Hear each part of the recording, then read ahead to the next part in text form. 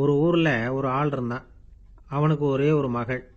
அவளை நல்ல இடத்துல கட்டி கொடுக்கணும்னு ஆசைப்பட்டான். அதுக்காக மாப்பிள்ளை தேடிட்டு இருந்தான். அவன் கொஞ்சம் வசதியான ஆள். அதனால் நிறைய பேர் வந்தாங்க. இருந்தாலும் ஒரு நல்ல குணமுள்ள மாப்பிள்ளையாக இருக்கணும் அவன் எதிர்பார்த்தான். அப்படி இருக்கணும்னு தொடர்ந்து முயற்சி பண்ணான். கடைசியாக ஒரு 3 பேர் கிடைச்சாங்க. அந்த 3 பேரில் யாரை தேர்ந்தெடுக்கிறது, இதுதான் அவனுக்கு வந்த குழப்பம். இந்த நிலைமையில் ஒரு பெரியவரை தேடி போனான். அவர்கிட்ட தன்னுடைய பிரச்சனையை சொன்னான்.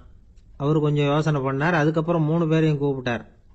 இதோ பாருங்கப்பா, உங்கள் 3 பேருக்கும் 3 மாத கால அவகாசம் தர்றேன். நீங்கள் இப்போ போகலாம். 3 மாதம் கழித்து திரும்பி வரலாம். அப்படி வரும்பொழுது இந்த 3 மாத காலத்தில் நீங்கள் செஞ்ச நல்ல காரியம் ஏதாவது ஒன்று சொல்லணும். அதை வச்சு உங்களில் ஒருத்தரை நாங்கள் தேர்ந்தெடுத்துக்கிறோம் அப்படின்னு சொன்னாராம். 3 பேரும் சரின்னு சொல்லிவிட்டு திரும்பி போயிட்டாங்க. 3 மாதம் ஆச்சு. அதுக்கப்புறம் ஒரு நாள் திரும்பி வந்தாங்க. அவர் அவங்கள கூப்பிட்டு உட்கார வச்சார். அப்புறம் கேட்டார், இப்போ சொல்லுங்கள், இந்த 3 மாத காலத்தில் நீங்கள் செஞ்சிருக்கிற ஏதாவது ஒரு நல்ல காரியத்தை சொல்லுங்க அப்படின்னார். முதல்ல ஒருத்தன் எழுந்திரிச்சு நின்னான். ஐயா, எங்கள் அப்பா இறந்த பிறகு அவரோட கணக்கு வழக்குகளை எடுத்து பார்த்துக்கிட்டு இருந்தேன். அவர் ஒரு வியாபாரிகிட்ட 10,000 ரூபா கடன் வாங்கியிருக்கிறதாக எழுதியிருந்தார். அந்த வியாபாரியும் இப்போ உயிரோடு இல்லை. இருந்தாலும் அந்த வியாபாரியோட மகனை தேடி கண்டுபிடிச்சேன். கணக்கு புத்தகத்தை காட்டினேன். எங்கள் அப்பா உங்கள் அப்பா கிட்ட 10,000 ரூபா கடன் வாங்கியிருக்கிறதாக இதை எழுதியிருக்கிறார். அதனால் அதை திருப்பி கொடுக்கறதுக்காக வந்திருக்கிறேன். இந்தாங்க அந்த பணம் அப்படின்னு சொல்லி கொடுத்துட்டு வந்துட்டேன் அப்படின்னு நானும். இதை பெரியவர் கவனமாக கேட்டுக்கிட்டார். அதுக்கப்புறம் 2வது இளைஞன் எழுந்திரிச்சான். ஐயா, நான் போன மாதம் ஒரு நாள் ராத்திரி வேளையில் ஒரு காட்டுப்பாதை வழியாக எங்கள் ஊருக்கு போய்கிட்டு இருந்தேன். அந்த சமயத்தில் அந்த வழியாக வந்துக்கிட்டு இருந்த ஒரு வழிப்போக்கர்கிட்ட 4-5 திருடர்கள் வம்பு வளர்த்து அவர்கிட்ட இருந்த பொருளை எல்லாம் கொள்ளையடிச்சிக்கிட்டு இருந்தாங்க. நான் உடனே ஒரு குச்சியை எடுத்துகிட்டு ஓடினேன். அந்த திருடர்களை அடித்து விரட்டினேன். பொருளை எல்லாம் மீட்டு அந்த வழிப்போக்கர்கிட்ட ஒப்படைச்சேன். அவரை பத்திரமா அழைச்சிட்டு போய் அவர் வீட்டில் விட்டுட்டு வந்தேன் அப்படின்னு நானும். இதையும் பெரியவர் கவனமாக கேட்டுக்கிட்டார். அடுத்தபடியாக 3வது இளைஞன் எழுந்திரிச்சான். ஐயா, போன மாதம் ஒரு நாள் நான் ஒரு மலைப்பாதை வழியாக போய்கிட்டு இருந்தேன். மலைப்பாதை விளிம்பில் ஒரு மதகு கட்டை, அது மேலே ஒரு ஆள் படுத்து தூங்கிட்டு இருந்தான். அந்த பக்கம் தவறி உருண்டு விழுந்திருந்தான்னா அதில் பாதாளம். அது மலையடி வாரத்தில் போய் தான் விழணும். அவ்வளவு பள்ளம். அது தெரியாமல் அவன் பாட்டுக்கு தூங்கிட்டு இருந்தான். நான் உடனே அவன்கிட்ட ஓடி போய் குனிஞ்சு அவன் முகத்தை பார்த்தேன். அப்போ தான் புரிஞ்சுது, அவன் ஏற்கனவே எனக்கு தெரியும். அவனை எனக்கு நிறைய கெடுதல் பண்ணியிருக்கிறான், இடைஞ்சல் கொடுத்தவன். இருந்தாலும் ஐயோ பாவம்னு நினச்சி அவனை எழுப்பி பாதுகாப்பாக வேற ஒரு இடத்துல படுக்க வச்சுட்டு வந்தேன் அப்படின்னு நானும். பெரியவர் இதையும் கேட்டுக்கிட்டார். அதுக்கப்புறம் அவங்க 3 பேரையும் பார்த்து, நீங்கள் போகலாம், நாங்கள் யோசித்து முடிவு பண்ணி உங்களுக்கு சொல்லி அனுப்புகிறோம் அப்படின்னாராம். அந்த இளைஞர்கள் புறப்பட்டு போயிட்டாங்க. அதுக்கப்புறம் அந்த பெண்ணோட அப்பாவை பார்த்து சொன்னார், இந்த 3 பேருமே நல்ல பிள்ளைங்க தான், அதில் ஒன்றும் சந்தேகம் இல்லை. இருந்தாலும் இந்த 3 பேர் செஞ்ச செயல்களையும் ஒப்பிட்டு பார்க்க வேண்டியிருக்கு. முதல் இளைஞன் நேர்மைக்கு எடுத்துக்காட்டாக விளங்குறான். இந்த காலத்தில் இது மாதிரி இளைஞர்களை பார்க்கறது ரொம்ப கஷ்டம்தான். இருந்தாலும் அவன் கடமையை தான் செஞ்சான். 2வது இளைஞன் நல்ல வீரன், தைரியசாலி. ஒரு வீரன் எதை செய்யணுமோ அதைத்தான் இவன் செஞ்சான். இவன் ஒரு லட்சிய மனிதன். 3வது இளைஞன் தன்னுடைய பகைவனுக்கே உதவி செஞ்சிருக்கான். அவன் உயிரை காப்பாற்றியிருக்கிறான். பகைவனுக்கு அருள்வதுங்கிறது ஒரு சாதாரண மனுஷனால் செய்யக்கூடிய காரியம் இல்லை. பகையை மறக்கிறதும் பகைவனுக்கு அருள்வதும் தெய்வீக பண்புகள். அதனால் இவனையே உன்னுடைய மகளுக்கு ஏற்ற மாப்பிள்ளையா தேர்ந்தெடுக்கலாம் அப்படின்னு சொன்னாங்களாம். ஒரு நல்ல நாளில் அவங்களுக்கு திருமணம் நல்ல விதமாக நடந்து முடிஞ்சுதான். இது சுவாமி சின்மயானந்தர் சொல்லியிருக்கிற ஒரு கதை. இதிலேருந்து நாம் புரிந்து கொள்ள வேண்டிய ஒரு கருத்து, நமக்கு கெடுதல் பண்ணவங்களுக்கும் நாம் நல்லது செய்யணும். ஆனால் நடைமுறையில் அப்படி நம்மளால் செய்ய முடியறதில்ல. அதுதான் சிக்கல். நம்மால் ஒருத்தங்கிட்ட கேட்டேன், ஏண்டா உன்னுடைய பகைவன் ஒருத்தன் அது மாதிரி ஒரு மலைப்பாதை மதகு கட்டையில் படுத்திருந்தா உடனே நீ என்ன நினைப்ப அப்படின்னு கேட்டோம். இது ஒரு அருமையான சந்தர்ப்பம்னு நினைப்பேன் அப்படின்னா. எதுக்குன்னு கேட்டோம். அவனை அந்த பக்கமாக உருட்டி கீழே தள்ளுறதுக்கு அப்படின்னா. ஒரு காடு, நல்ல மரம்லாம் செழிச்சு இருந்தது. அப்படிப்பட்ட காட்டில் ஒரு சாது இருந்தார். அவர் எப்படின்னா, எப்பவும் ஒரு மரத்தடியில் உட்காந்துருப்பார். ஏன்னா அவருடைய இருப்பிடமே அதுதான். அவர் என்ன பண்ணுவார், 3 கல் வச்சுருந்தார். செங்கல் மாதிரி இருக்கும், ஆனால் அதை விட கொஞ்சம் பெருசாக இருக்கும். எதுக்கு அந்த 3 கல்லுன்னா, அதுதான் அவருடைய படுக்கை. அதாவது தூங்குறப்ப ஒரு கல்லை தலைக்கு கீழே வச்சுக்குவார், இன்னொரு கல்லை இடுப்புக்கு கீழே வச்சுக்குவார், இன்னொரு கல்லை காலுக்கு கீழே வச்சுக்குவார். உடம்ப வந்து அப்படியே ஒரு தகட்டால மூடிக்குவார். அப்படியே தூங்கி போடுவார். மழை பெய்யுதுன்னு வச்சுங்க, அவர் உடம்பு வந்து 3 கல் மேலே இருக்குதா, அதனால தண்ணி வந்து அடியில் ஓடி போடும், உடம்பு நனையாது. மேலே தகடு இருக்கிறதுனால மழையும் உடம்புல படாது. அவர் தூக்கமும் கெடாது, நிம்மதியாக தூங்குவார். பகலில் அந்த 3 கல்லையும் ஒரு சேர ஒரு அடுப்பு மாதிரி வச்சு அது மேலே உட்காந்துக்குவார். அதனால் பாம்பு பூச்சி எதுவும் அவரை வந்து தொந்தரவு பண்ணுறதில்ல. அது பாட்டுக்கு நகர்ந்து போயிடும்.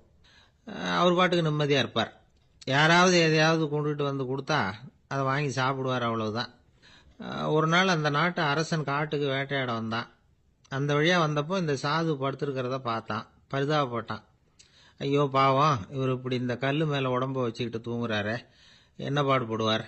இவரை நாம் வந்து அரண்மனைக்கு அழைச்சிட்டு போய் சுகமாக நிம்மதியாக இருக்கிறதுக்கு வழி செஞ்சு கொடுப்போம், அது ரொம்ப நல்லாயிருக்கும் அப்படின்னு நினச்சான். அப்படி நினச்சிக்கிட்டே அரண்மனைக்கு வந்துட்டான். அதுக்கப்புறம் ஒரு பல்லக்கையும் 2 சேவகர்களையும் காட்டுக்கு அனுப்பி அந்த சாதுவை மெதுவாக இங்கே அழைச்சிட்டு வந்துருங்க அப்படின்னு சொல்லி அனுப்பி வச்சான். இவங்க போய் அவர்கிட்ட விவரத்தை சொன்னாங்க. எனக்கு என்னத்துக்கு அரண்மனை வாசம் அப்படின்னார். இருந்தாலும் மன்னர் உத்தரவு, நீங்கள் அவசியம் வரணும் அப்படின்னாங்க இவங்க. சரின்னு சொல்லிவிட்டு வேற வழி இல்லாமல் புறப்பட்டார்.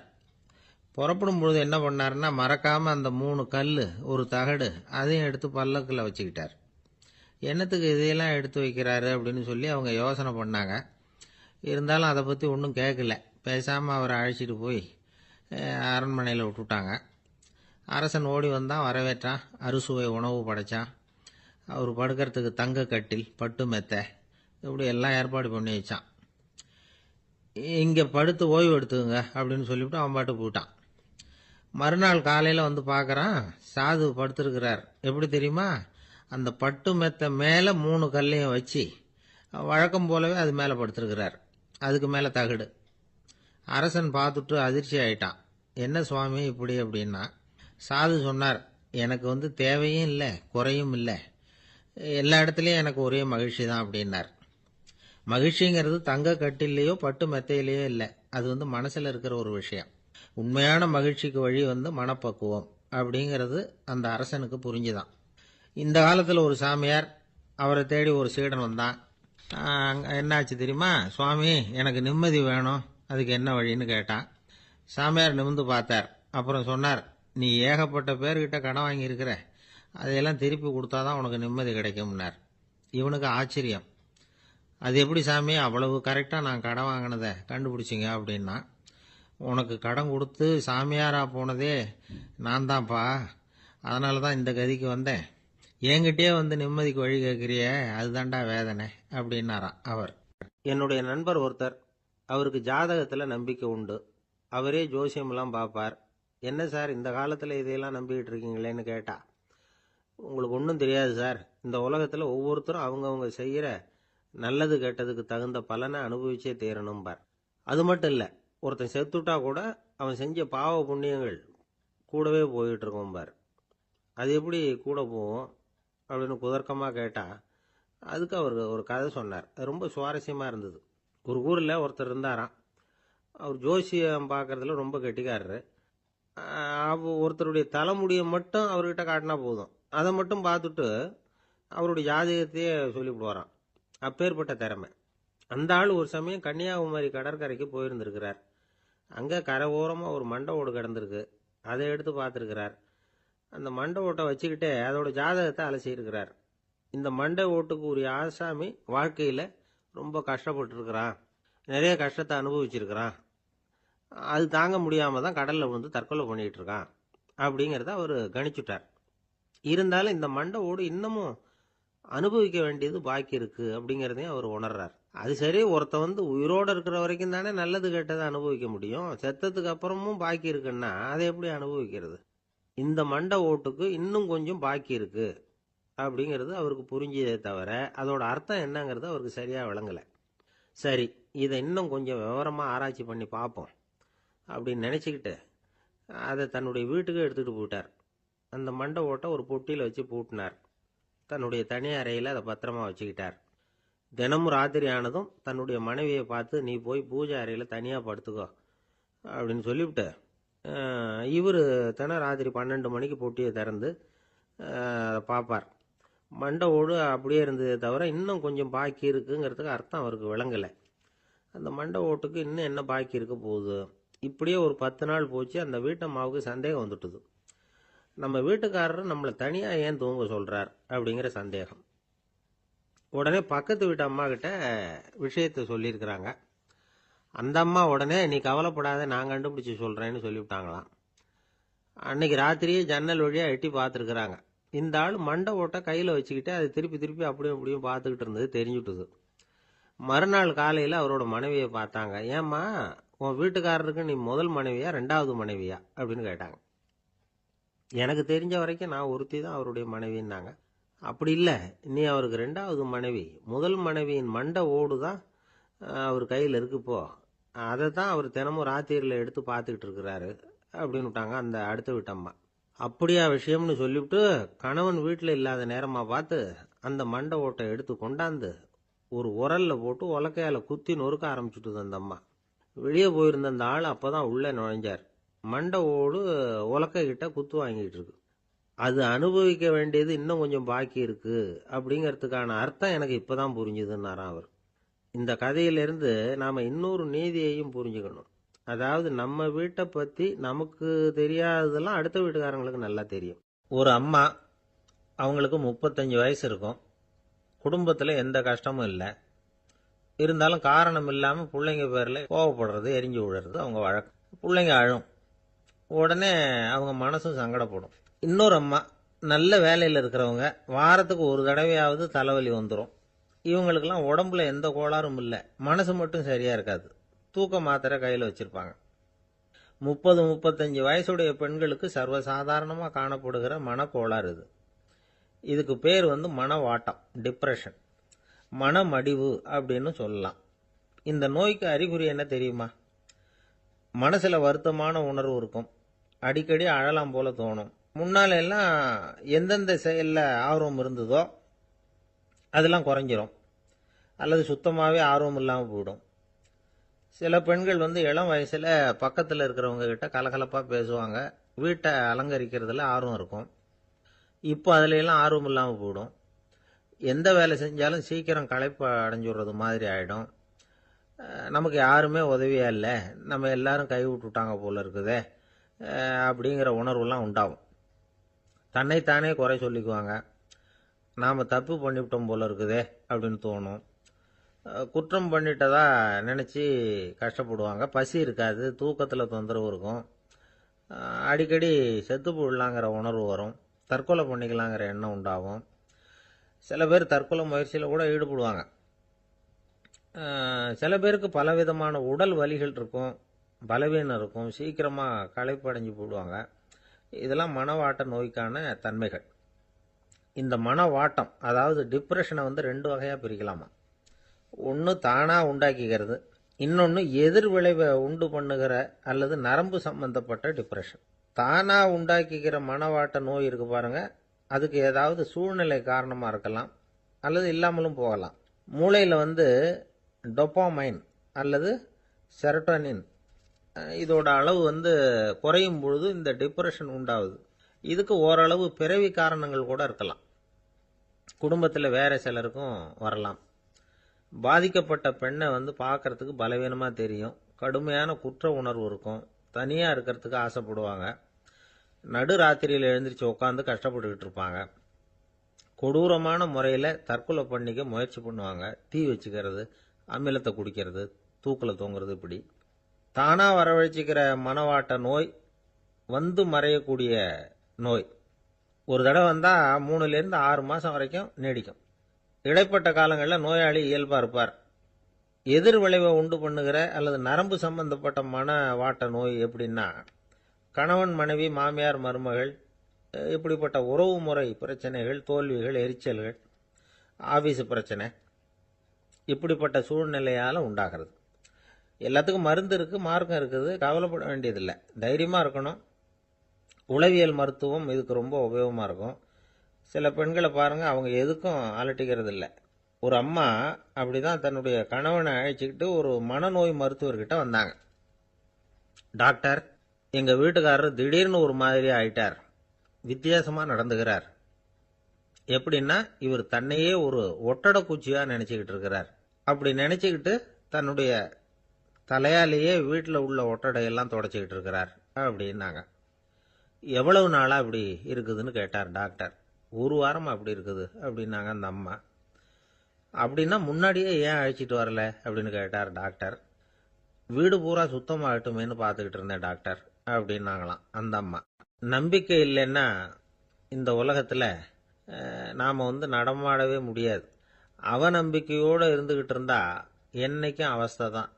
நாம் நம்புறது நடக்குதோ இல்லையோ அது வேற விஷயம். ஆனால் எதையும் நம்பி தான் நாம் அடி வைக்க வேண்டியிருக்கு. வேற ஒன்றும் வேணாம், ஒரு லாட்ரி சீட்டு வாங்குறோம், அது எங்கே நமக்கு விழப்போகுது அப்படிங்கிற அவநம்பிக்கையோடவா வாங்குறோம். பரிசு நமக்கு தான் அப்படிங்கிற நம்பிக்கை உள்ளூர இருக்கிறதுனால தான் அதை வாங்குறோம். இருந்தாலும் முடிவு வேற மாதிரி ஆயிடுது. அதுக்காக மனசு சோர்ந்து போறதில்ல. அடுத்த மாசமும் சீட்டு வாங்குறோம். இந்த நம்பிக்கை தான் மனித வாழ்க்கைக்கு ஆதாரம். ஒரு கடையில் போய் டீ சாப்பிட்றீங்க, அந்த டீ நல்ல டீ தானா, அதில் விஷம் கலந்துருக்குமா அப்படிங்கிற சந்தேகம் வந்துட்டுதுன்னு வச்சுங்க.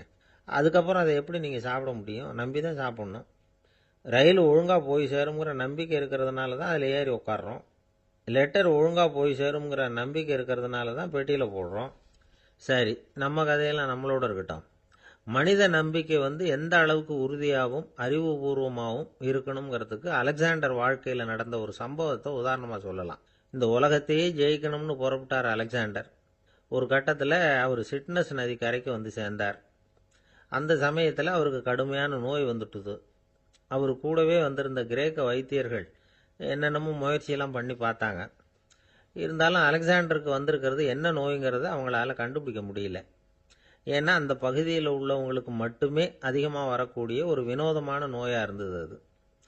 ஆனால் அவர் இருக்கிற இடம் எதிரியோட இடம், பாரசீக மன்னனோட ஆளுகைக்கு உட்பட்ட இடம். என்ன பண்ணுறது அப்படின்னு எல்லாரும் யோசனை பண்ணாங்க. பாரசீக மன்னனோட அரண்மனையில் இருக்கிற வைத்தியர் வந்தால் இந்த நோயை குணப்படுத்தி விடுவார் அப்படின்னு சொன்னாங்க. இருந்தாலும் எதிரியோட நாட்டில் இருக்கிற வைத்தியரை கூப்பிட்டு எப்படி நம்பி வைத்தியம் பார்க்க சொல்கிறது அப்படின்னு சொல்லி எல்லாரும் தயங்கினாங்க. ஆனால் அலெக்சாண்டர் தயங்கலை. பரவாயில்ல, அழைச்சிட்டு வாங்கன்னு விட்டார். உடனே அவரை போய் அழைச்சிட்டு வந்துட்டாங்க. அவர் வந்தார். அலெக்சாண்டர் உடம்பை பரிசோதனை பண்ணி பார்த்தார். சரி, இதை குணப்படுத்தி விடலாம், பயப்பட வேண்டியதில்லை. ஆனால் இதுக்கு ஒரு மூலிகை ரசம் தயார் பண்ணி கொடுக்கணும். நான் போய் அதை தயார் பண்ணிட்டு 2 நாளில் திரும்பி வந்துடுறேன் அப்படின்னு சொல்லிவிட்டு போனார் அந்த வைத்தியர். அதே மாதிரி 2 நாளில் திரும்பி வந்தார் மூலிகை ரசத்தோட. இதுக்கு இடையில அலெக்சாண்டரோட தளபதிகளில் ஒருத்தர் ரகசியமாக ஒரு எச்சரிக்கை கடிதம் கொடுத்து அனுப்பியிருக்கிறான். அதை வாங்கி என்ன விஷயம்னு பார்த்தார். இப்போ உங்ககிட்ட வந்திருக்கிற எதிரி நாட்டு வைத்தியரை நம்பாதீங்க, அவன் கொண்டுகிட்டு வந்திருக்கிற மூலிகை ரசத்தில் விஷம் கலந்துருக்குது அப்படின்னு அதில் எழுதியிருக்கு. அதை பார்த்தார் அலெக்சாண்டர். இருந்தாலும் கொஞ்சம் கூட அலட்டிக்கல. வைத்தியர் கொடுத்த மருந்தை வாங்கி கடகடன்னு குடிச்சுட்டார். குடிச்சுட்டு அதுக்கப்புறம் அந்த கடிதத்தில் இருந்த விஷயத்தை அந்த வைத்தியர்கிட்ட சொன்னார். வைத்தியர் தகைச்சு போயிட்டார். தன் மேலே அலெக்சாண்டர் வச்சிருக்கிற நம்பிக்கையை பார்த்து அவருக்கு ரொம்ப வியப்பு. வைத்தியர் உண்மையிலேயே நல்ல மருந்து தான் கொண்டுகிட்டு கொடுத்துருக்கிறார், அதில் விஷம்லாம் எதுவும் கலக்கலை. அதுக்கப்புறம் அலெக்சாண்டர் அந்த வைத்தியரை பார்த்து சொன்னாராம், நம்பிக்கைங்கிற அச்சாணியை ஆதாரமாக வச்சுக்கிட்டு தான் இந்த உலகம் சுற்றிக்கிட்டு இருக்குது. எனக்கு எதிரியாக இருந்தாலும் பாரசீக மன்னர் ரொம்ப பெரியவர். அப்பேற்பட்ட மன்னருடைய அரண்மனை வைத்தியர் தொழில் நேர்மை இல்லாதவராக இருக்க முடியாது, இருக்க மாட்டார். அப்படி இருந்தால் அவரை அரண்மனை வைத்தியராக வச்சிருக்கவே மாட்டாங்க அப்படின்னு நம்பினேன். என்னுடைய நம்பிக்கை வீண் போகலை அப்படின்னாராம்.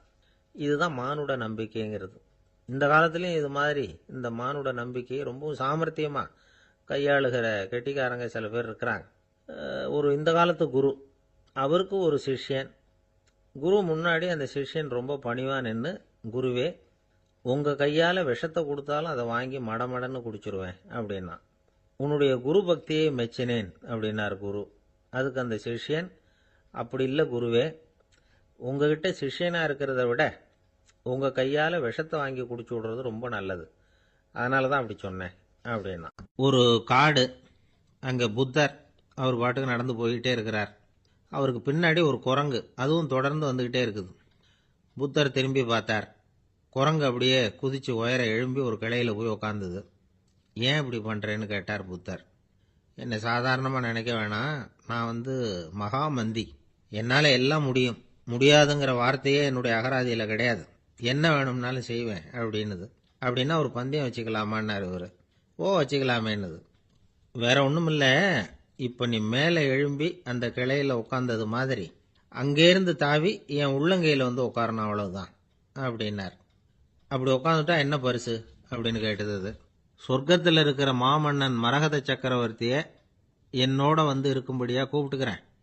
அந்த சமயத்தில் அவருடைய அரியணை வந்து அங்கே காலியாயிடும், நீ அதில் போய் உட்காந்துக்கலாம்.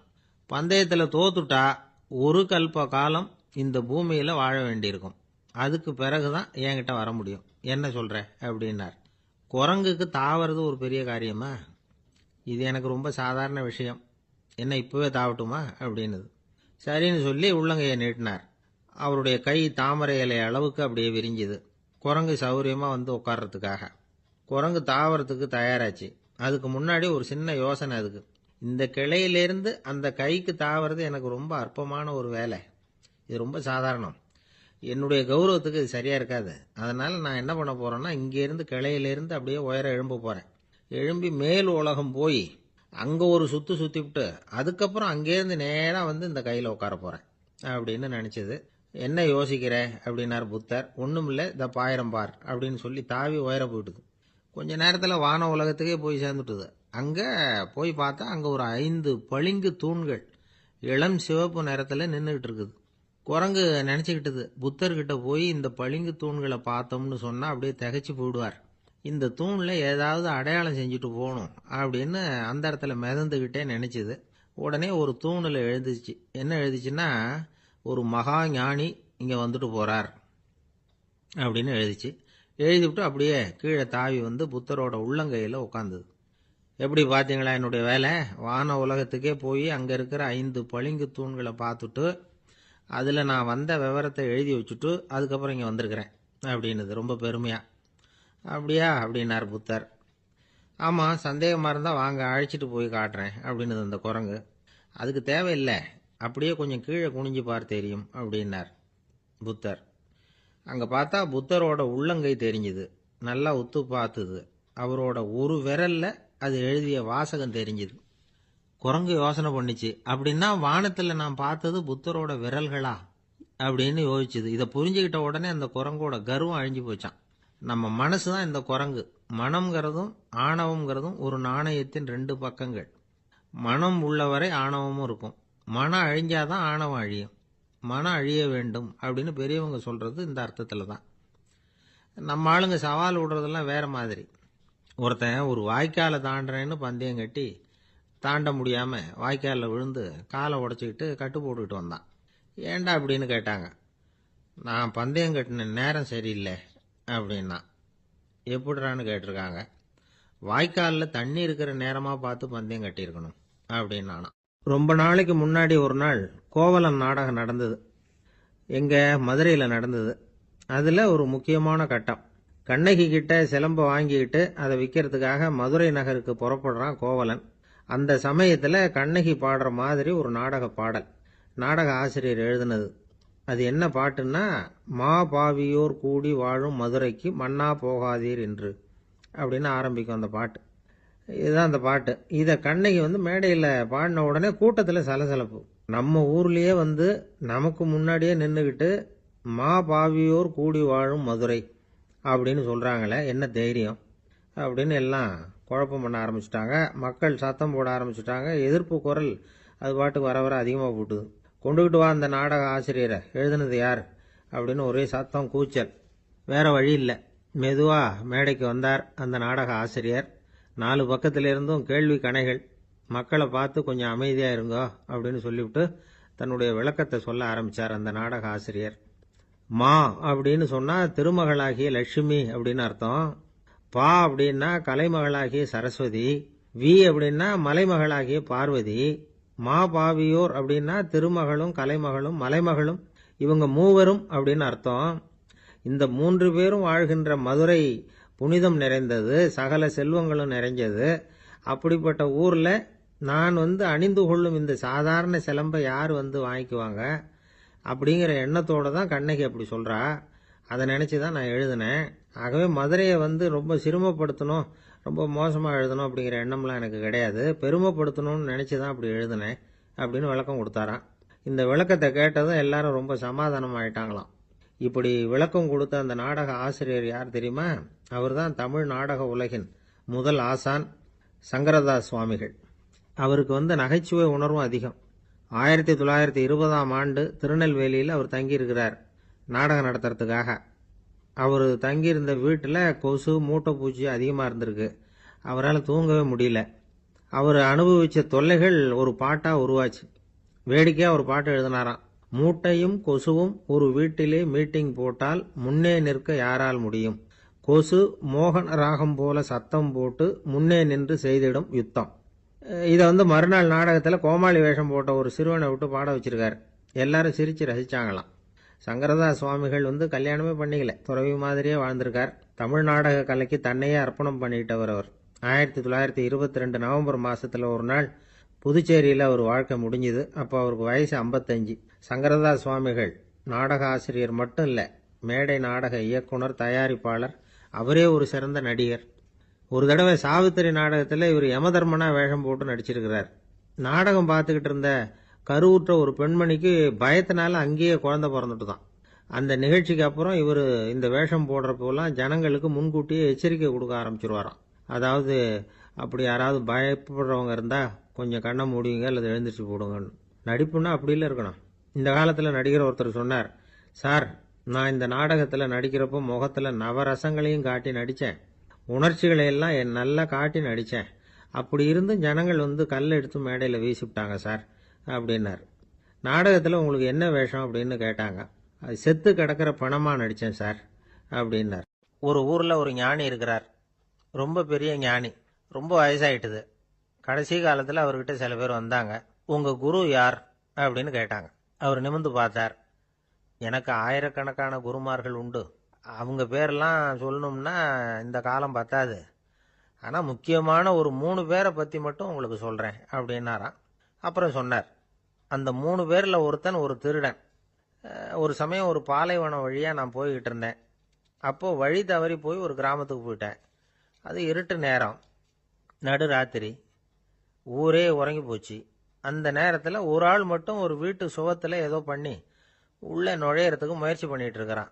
அவங்கிட்ட போய் நான் இன்னைக்கு இங்கே எங்கே தங்க முடியும் அப்படின்னு கேட்டேன்.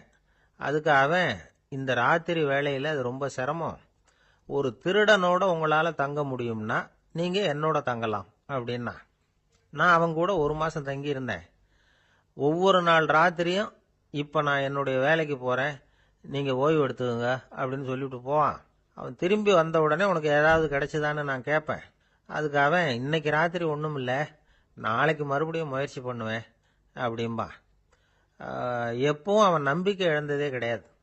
எப்பவும் சந்தோஷமாகவே இருப்பான். நானும் ரொம்ப காலமாக தியானம் பண்ணிக்கிட்டே இருந்தேன். ஒன்றுமே நடக்கலை. ஆனால் நான் என்ன பண்ணேன் தெரியுமா? மனசு வருத்தப்படும், நம்பிக்கை இழந்துருவேன். அப்போல்லாம் அந்த திருடனுடைய விடாமுயற்சி தான் ஞாபகத்துக்கு வரும்.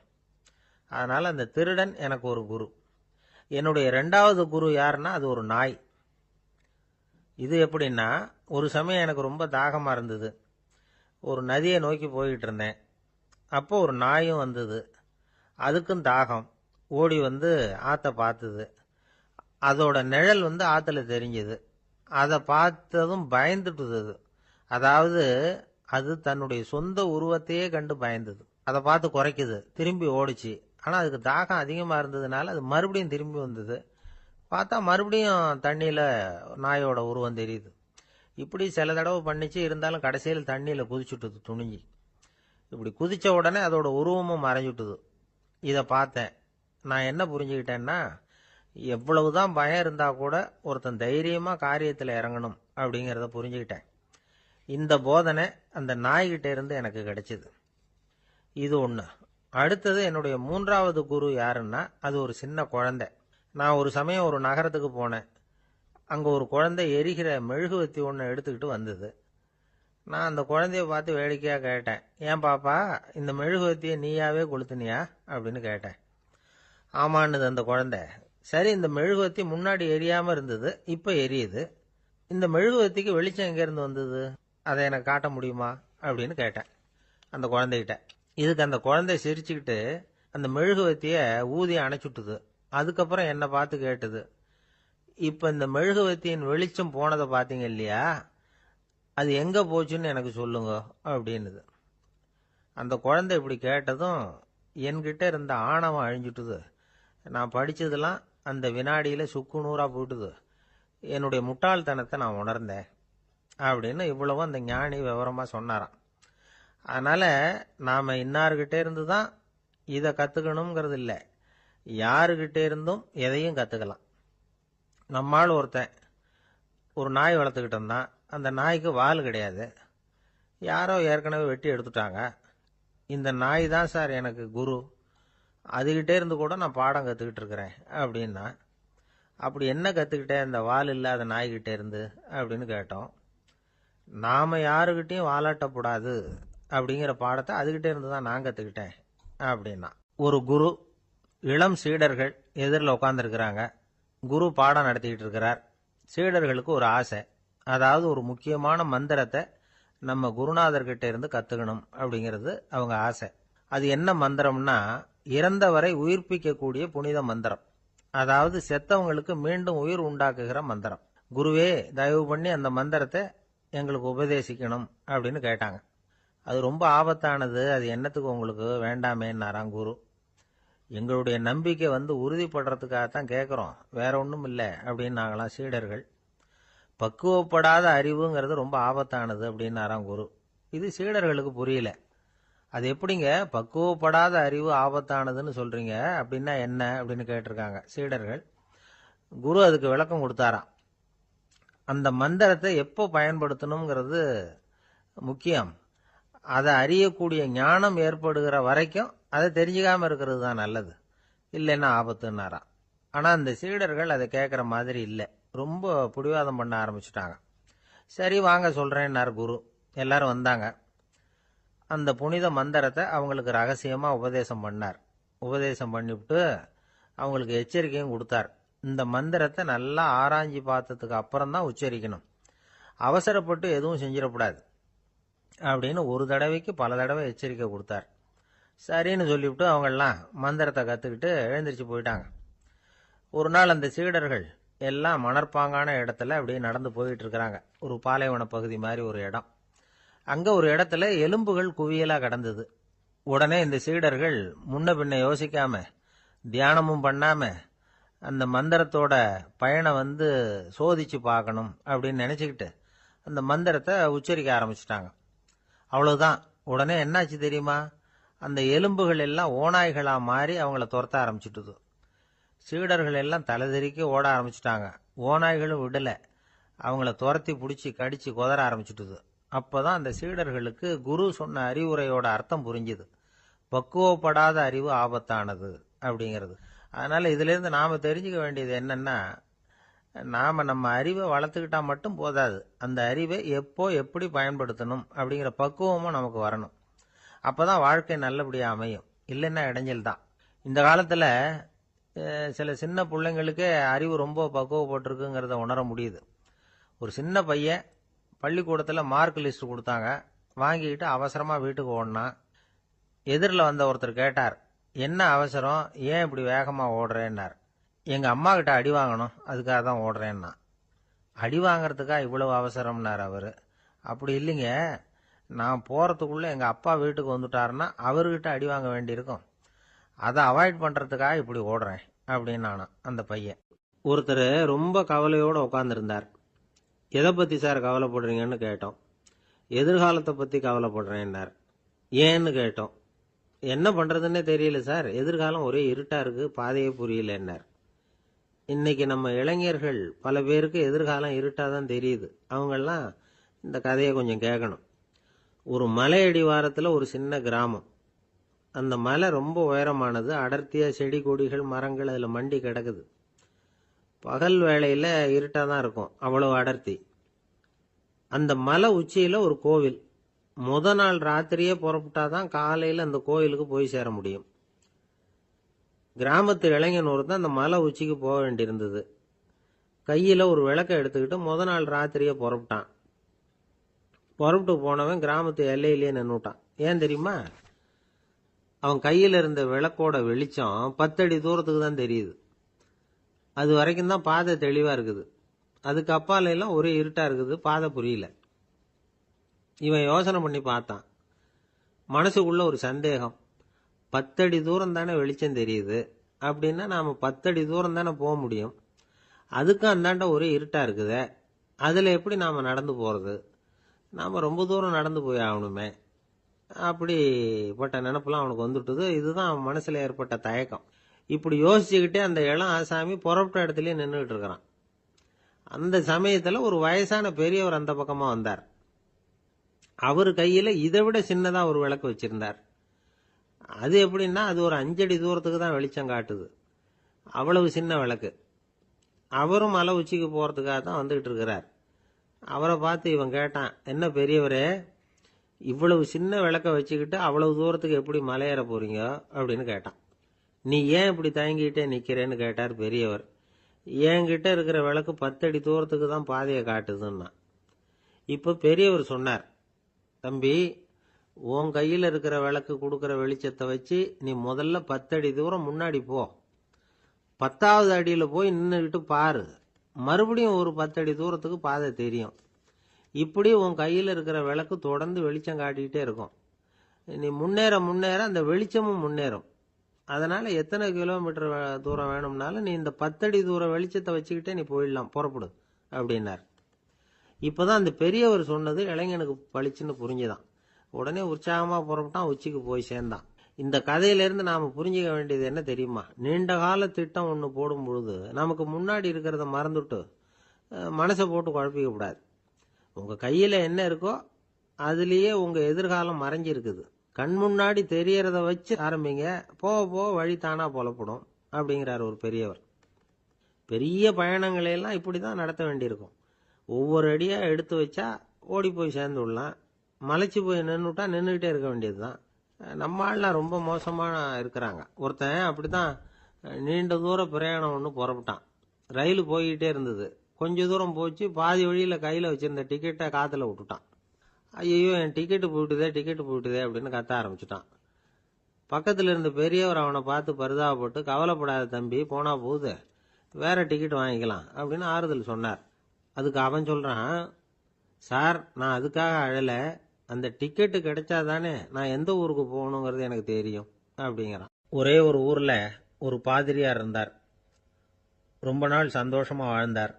ஒரு நாள் அவர் மடத்து சமையல் அறையில் பாத்திரங்களை கழுவி துலக்கி சுத்தப்படுத்திக்கிட்டு இருந்தார். அந்த சமயத்தில் ஒரு தேவதூதன் அவர் முன்னாடி வந்து நின்னான். இவர் நிமிர்ந்து பார்த்தார். ஆண்டவர் என்னை உங்ககிட்ட அனுப்பியிருக்கிறார், பரலோகத்தில் வாசம் செய்யறதுக்கு உங்களுக்கு நேரம் வந்துட்டுது அப்படின்னு அந்த ஆள். ஆண்டவருக்கு என்னோட ஞாபகம் வந்ததுக்கு நன்றி.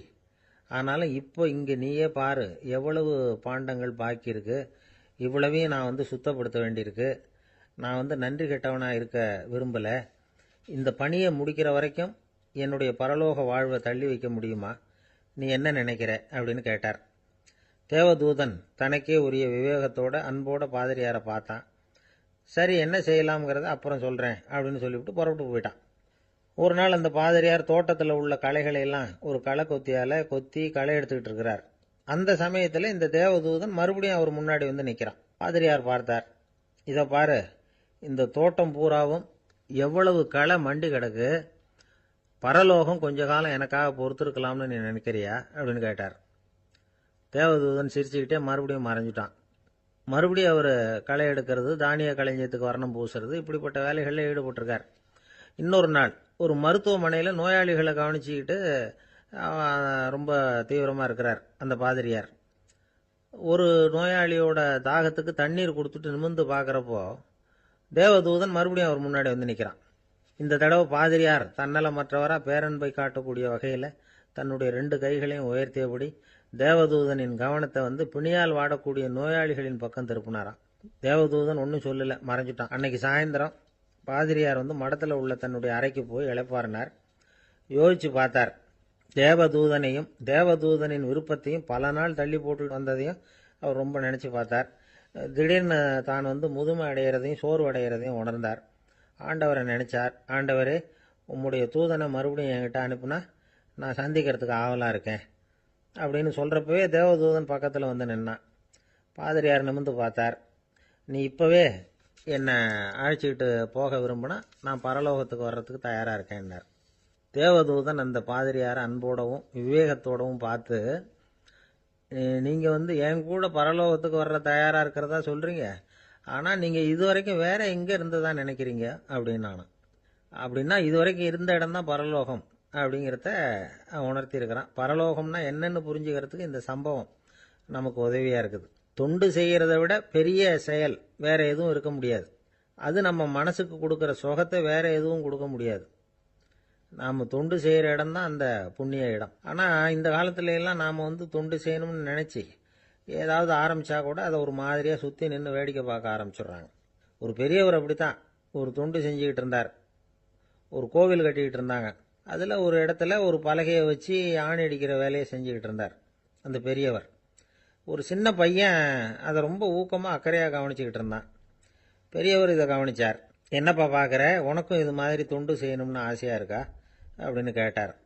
அதுக்கு அந்த பையன் சொல்கிறான், அப்படி இல்லைங்க, நீங்கள் ஆணி அடிக்கிறப்போ கையில் சுத்தியால் அடிச்சுக்கிட்டா எப்படி துடிப்பீங்க எப்படி கத்துவீங்கன்னு தெரிஞ்சுக்கிறதுக்காக அதை பார்க்கணும்னு ஆசை, அதுக்காக தான் காத்துக்கிட்டு இருக்கேன் அப்படின்னு நானா. ஒரு தீக்குச்சி தீப்பெட்டியை பார்த்து கேட்டுதான், நாம் 2 பேரும் தானே உரசிக்கிறோம், ஆனால் நான் மட்டும் தீப்பிடிச்சி எரிஞ்சு போகிறேன், நீ அப்படியே இருக்கிறியே அப்படின்னு தான். அதுக்கு தீப்பெட்டி சொல்லியிருக்குது, உனக்கு தலையில் கணம் இருக்குது அதனால் அழிஞ்சு போகிற அப்படின்னு தான். எப்படி இருக்கு பாருங்க இந்த பதில். தலையில் கணம் உள்ளவங்க யாருமே சரியாக இருக்க முடியாது. எவ்வளவு பெரியவங்களாக இருந்தாலும் சரி, ரொம்ப கஷ்டம்தான் அது. கர்வம்ங்கிறது கூடவே கூடாது. இதை விளக்கறதுக்கு மகான் ஒருத்தர் ஒரு சம்பவத்தை சொல்கிறார். அர்ஜுனன் தீர்த்த யாத்திரை பண்ணானா. அப்போ தென்னிந்தியாவுக்கு வந்திருக்கிறான். ராமேஸ்வரத்துக்கு போனப்போ அங்கே இலங்கைக்கு கல்லுலாம் அடுக்கி போடப்பட்டிருந்த பாலத்தை பார்த்தானா. ஒரு சின்ன குரங்கு அதுக்கு பக்கத்தில் விளையாடிக்கிட்டு இருந்திருக்கு. அதை பார்த்துட்டு அர்ஜுனன் சிரிச்சிருக்கான். ஏன் சிரிக்கிறேன்னு கேட்டிருக்கு அந்த குரங்கு. ராமன் மிகச்சிறந்த வில் வீரன். அப்படி இருக்கிறப்போ அவன் இலங்கைக்கு அம்புகளாலேயே ஒரு பாலம் கட்டியிருக்கலாம். அதை விட்டுட்டு போயும் உன்ன மாதிரி குரங்குகளை துணையாக வச்சுக்கிட்டு இப்படி ஒரு கருங்கல் பாலத்தை கட்டியிருக்கிறானே அப்படின்னு நானா. அம்புகளால் பாலம் கட்ட முடியுமா அப்படின்னு கேட்டுதான் குரங்கு. ஏன் முடியாது, என்னால் முடியுமேன்னு இருக்கான் அர்ஜுனன். அம்பால் பாலம் கட்டலாம், இருந்தாலும் என்ன மாதிரி குரங்குகள் ஏறி நடந்தா அது தாங்குமா?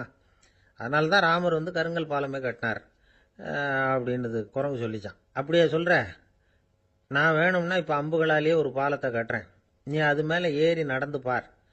பாலம் விழுந்துட்டுதுன்னா நான் தீ மூட்டி அதில் குதித்து உயிர் தியாகம் பண்ணி விடுறேன் அப்படின்னு நான் ரொம்ப கோபமா. உடனே அந்த சின்ன குரங்கு பெரிய உருவம் எடுத்துட்டு தான் கையில் கதையோடு அர்ஜுனன் முன்னாடி நிற்கிறான் அனுமன். பார்த்தா, என்னுடைய தலைவர் ராமரையா இழிவாக பேசுகிற, நீ இப்போ பாலம் கட்டு, நான் என்னுடைய பலத்தை காட்டுறேன் அப்படின்னு அனுமன். அர்ஜுனன் தன்னுடைய காண்டிபத்தை எடுக்கிறான், சரமாரியாக அம்புகளை விடுறான். அதெல்லாம் ஒன்னோட ஒன்று கோத்துக்கிட்டு அப்படியே பாலம் மாதிரி நிற்கிது. அர்ஜுனன் தலை நிமிர்ந்து நின்னான். அனுமன் உயர கிளம்பி அங்கேருந்து பாலத்தில் பொத்துன்னு இறங்கினான். பாலம் அப்படியே நொறுங்கி போச்சு தூள் தூளா. என்ன அர்ஜுனா, இப்போ என்ன செய்ய போற அப்படின்னா ஏளனமா. அர்ஜுனன் தலையை தொங்க போட்டுக்கிட்டான். சொன்னபடி தீ மூட்டி அதில் குதிக்கிறதுக்காக 3 தடவை சுற்றி வந்தான். அப்போது கிருஷ்ணர் அங்கே வந்தார். என்ன அர்ஜுனா, என்ன நடக்குது, என்ன இது அப்படின்னு ஒன்றும் தெரியாத மாதிரி கேட்டார்.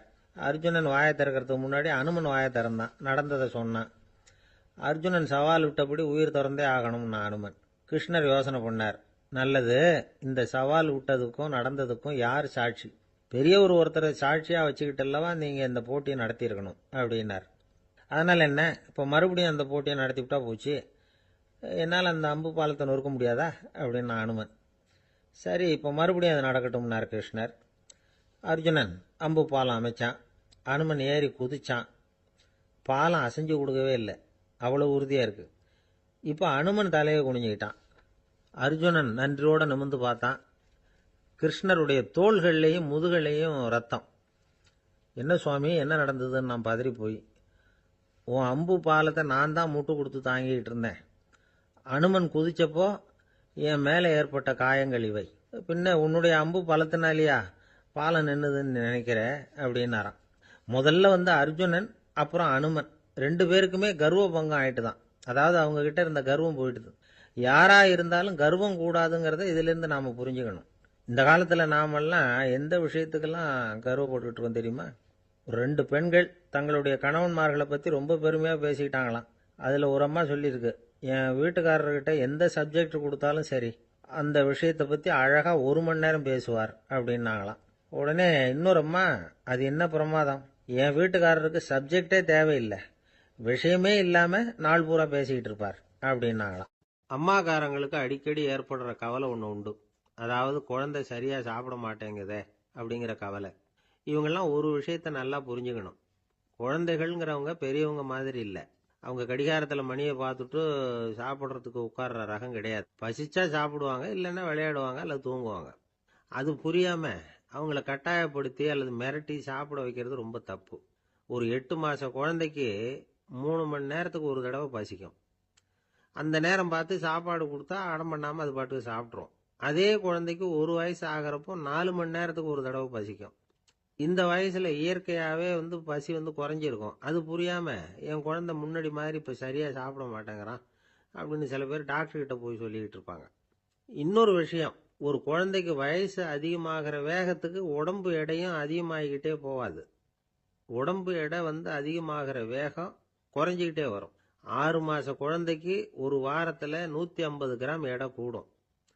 ஒரு வயசில் வாரத்துக்கு 71 கிராம் எடை கூடும். இது புரியாமல் அதிகமாக சாப்பாட்டை கொடுத்து குழந்தைய கஷ்டப்படுத்தக்கூடாது. ஏன்னா அளவுக்கு மீறின உணவு அஜீரணத்தை உண்டு பண்ணிவிடும்.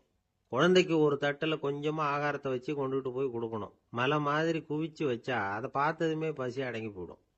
அடித்து மிரட்டி பயமுறுத்தி குழந்தைய சாப்பிட வைக்கிற பழக்கம் இருக்குது பாருங்கள், அதுக்கு ஃபுட் ஃபோர்ஸிங் அப்படின்னு பேர்.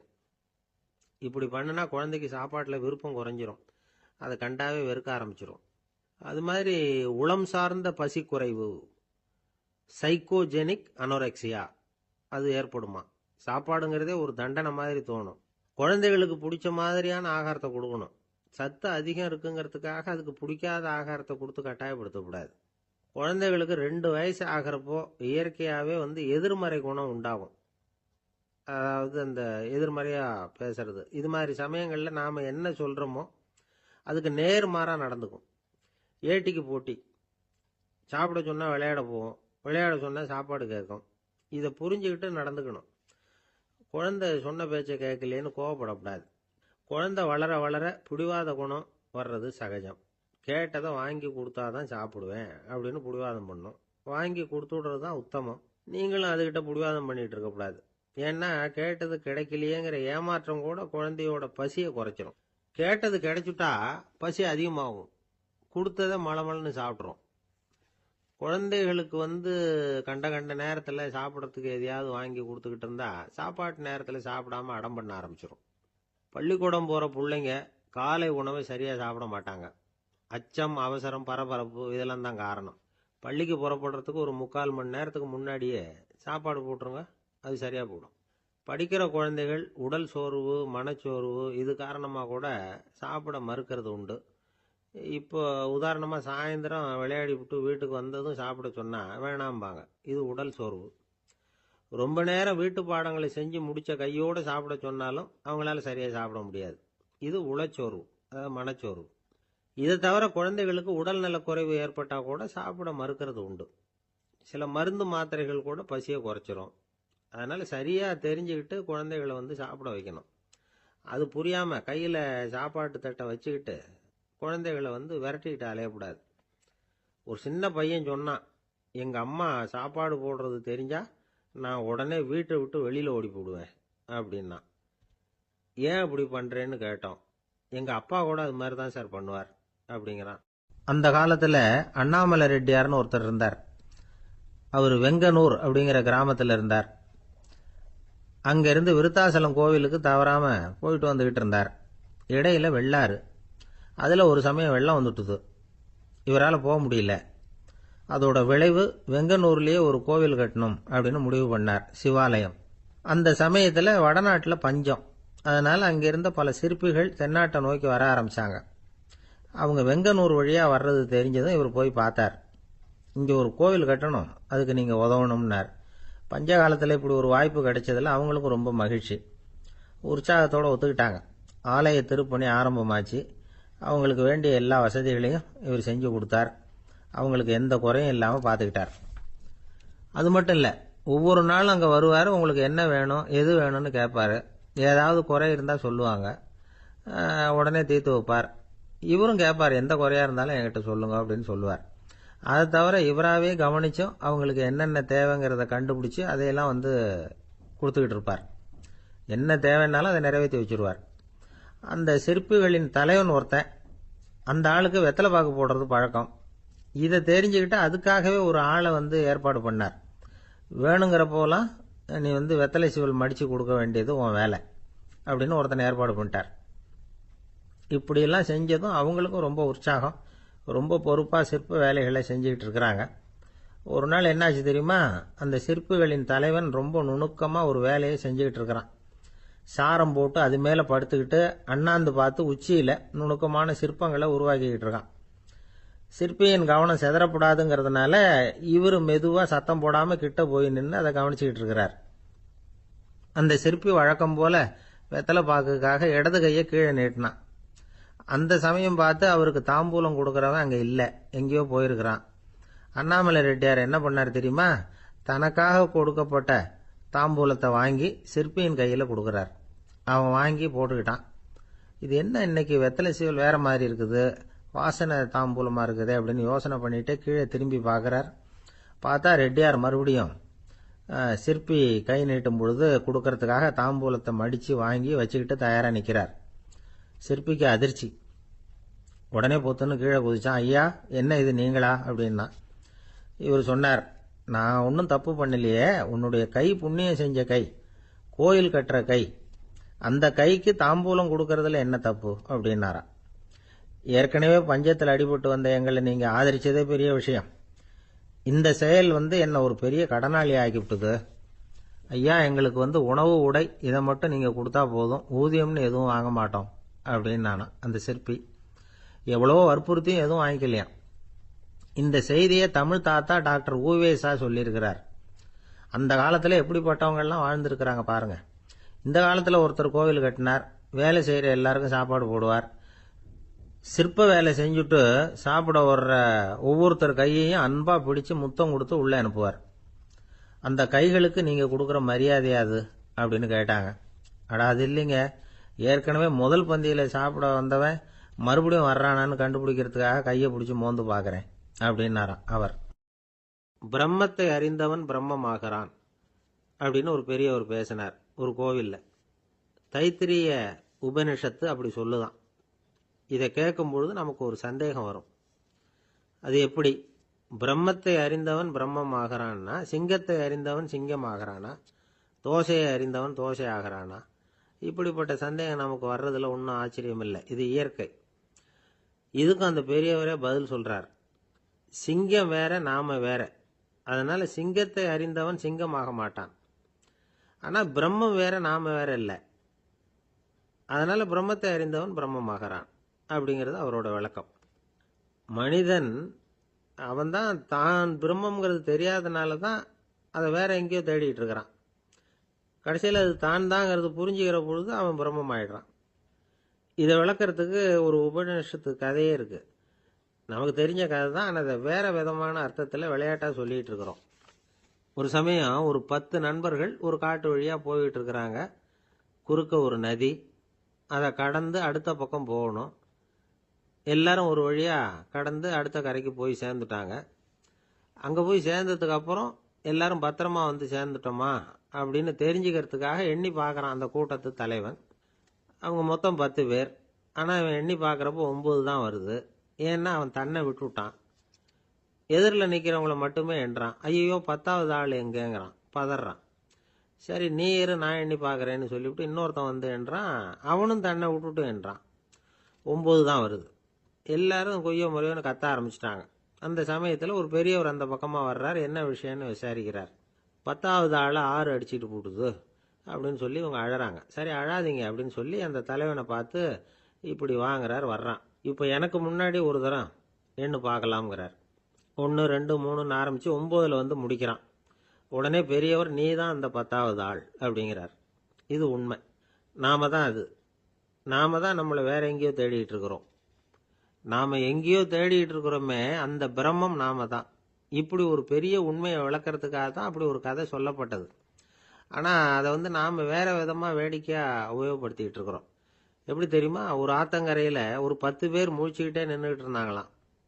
அந்த பக்கமாக வந்த ஒருத்தன், ஏன் இப்படி முழிச்சுக்கிட்டு நிற்கிறீங்கன்னு கேட்டிருக்கிறான். எங்களுக்கு நீச்சல் தெரியாது, நாங்கள்லாம் அடுத்த கரைக்கு போய் சேரணும் அப்படின்னாங்களாம். சரி, நான் கொண்டுட்டு போய் விடுறேன். எல்லாரும் அக்கறைக்கு போய் சேர்ந்த உடனே ஆளுக்கு ₹1 வீதமாக மொத்தம் ₹10 எனக்கு கொடுக்கணும் அப்படின்ட்டுருக்கான் இவன். சரின்னு ஒத்துக்கிட்டாங்க. இவன் ஒவ்வொருத்தராக கையை பிடிச்சி மெதுவாக ஆற்றுல இறக்கி அழைச்சிட்டு போயிட்டான். 9 பேரை கரை சேர்த்துட்டான். 10வது ஆள் பாதி ஆற்றுல போயிட்டு இருக்கிறப்போ திடீர்னு வெள்ளம் வந்துட்டுது. புடி நழுவி போச்சு. கையை விட்டுட்டான். வெள்ளம் அடிச்சிட்டு போட்டுது. அழைச்சிட்டு வந்தவன் நீச்சல் அடித்து தட்டு தடுமாறி கரைக்கு வந்து சேர்ந்துட்டான். கரையில் இருந்தவங்களுக்கு இந்த விஷயம் தெரியாது. இருந்தாலும் இவன் உடம்பு பூரா நனைஞ்சி கொஞ்சம் அதிகமாக மூச்சு வாங்க நின்றுக்கிட்டு இருந்தானா, ஏங்க ஏன் இப்படி மூச்சு வாங்குது, என்ன விஷயம் அப்படின்னு கேட்டாங்களாம். அதுக்கு இவன் கொஞ்சமாக அலட்டிக்காமல் சொன்னானா, வேற ஒன்றும் இல்லை, நீங்கள் கொடுக்க வேண்டிய ₹10 ₹1 குறைஞ்சி போச்சு, அவ்வளவுதான் அப்படின்னான். ஒரு ஆள் ராமகிருஷ்ணரை தேடி வந்தான். அவன் கையில் 1000 பொற்காசுகள் வச்சுருந்தான். அதை அவர்கிட்ட கொடுத்து இதை ஏற்றுக்கணும் அப்படின்னு ரொம்ப பணிவாக கேட்டுக்கிட்டான். அவர் பார்த்தார், இது எனக்கு தேவையில்லை, ஆனாலும் உன்னுடைய மனசை புண்படுத்துறதுக்கு நான் விரும்பலை, அதனால் நீ கொடுக்கறத வாங்கிக்கிறேன்னார். வாங்கிக்கிட்டார். அப்புறம் கேட்டார், இதை பாரு, இனிமேல் இதெல்லாம் என்னுடையது தானே அப்படின்னார். ஆமாம், அதையெல்லாம் நான் உங்களுக்கே கொடுத்துட்டேன் அவன். சரி, இப்போ நீ எனக்காக ஒரு காரியம் பண்ணணும்னார். என்ன செய்யணும்னு சொல்லுங்கன்னா, இந்த நாணயங்களையெல்லாம் எடுத்துக்கிட்டு போய் கங்கை நதியில் எரிஞ்சுட்டு வா அப்படின்னார். இவனுக்கு அதிர்ச்சியாக போச்சு. என்ன பண்ணுறது, இனிமேல் அது முடியாதுன்னு சொல்ல முடியாது. ஏன்னா அந்த நாணயங்களையெல்லாம் அவருக்கே கொடுத்துட்டான்.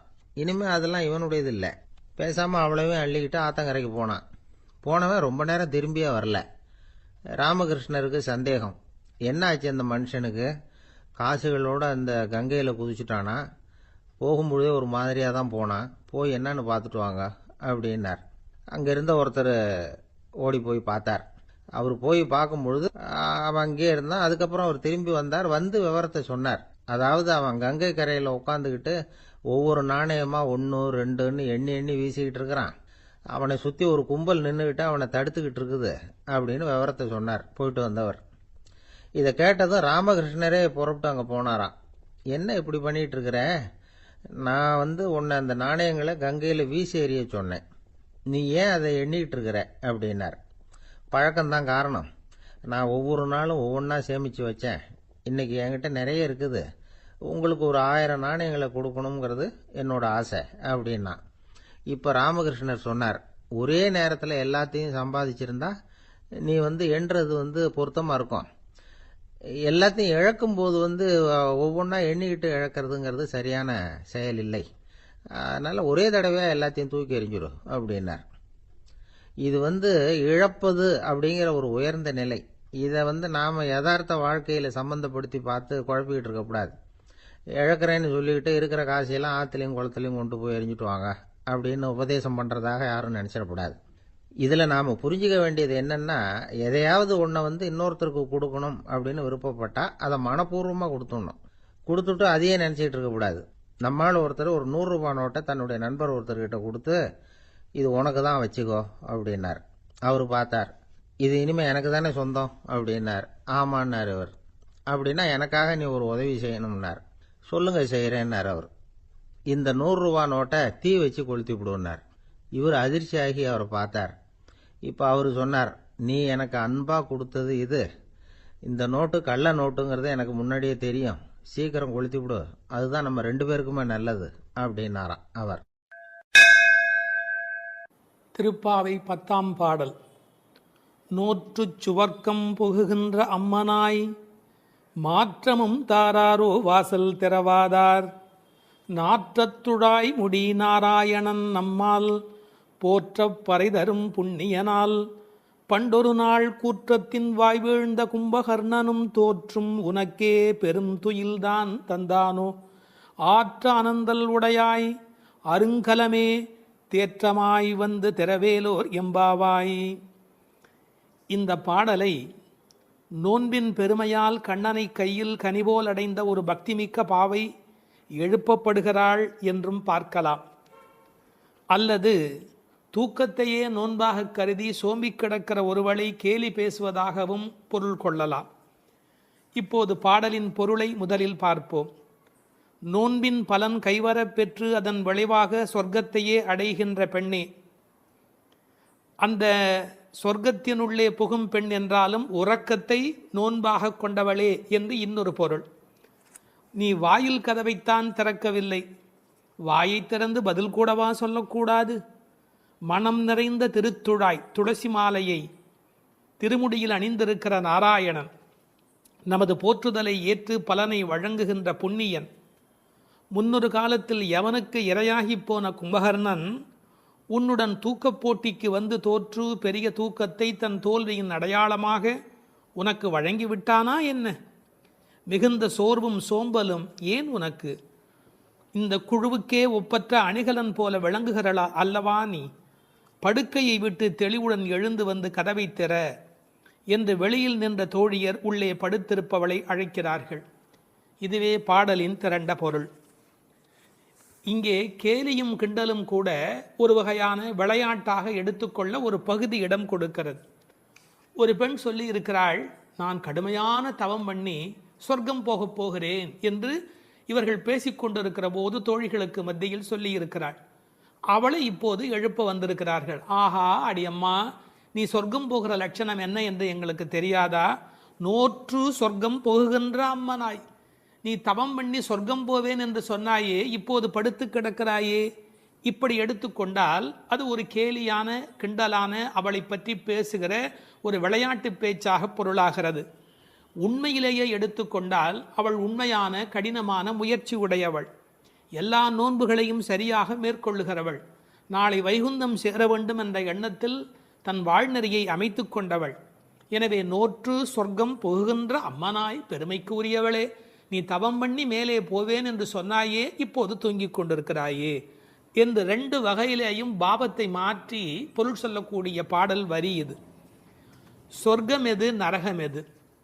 ராமாயணத்திலே சீதா பிராட்டியார் சொல்கிறார், உன்னோடு இருப்பதுதான் எனக்கு சொர்க்கம். ராமனிடத்திலே சொல்கிறார், உன்னை பிரிந்தால் அது நரகமாக ஆகிவிடுகிறது. ஆகவே பெருமானோடு இருக்கிற நேரம்தான் சொர்க்கம். இவள் ஒருவேளை தன் தவத்தின் பலனால் பெருமாளோடு இருக்கிறவளோ, இறைவனுடைய நினைப்பே சொர்க்கமாகிறது, மறப்பே நரகமாகிறது. இது இன்னொரு சிந்தனை.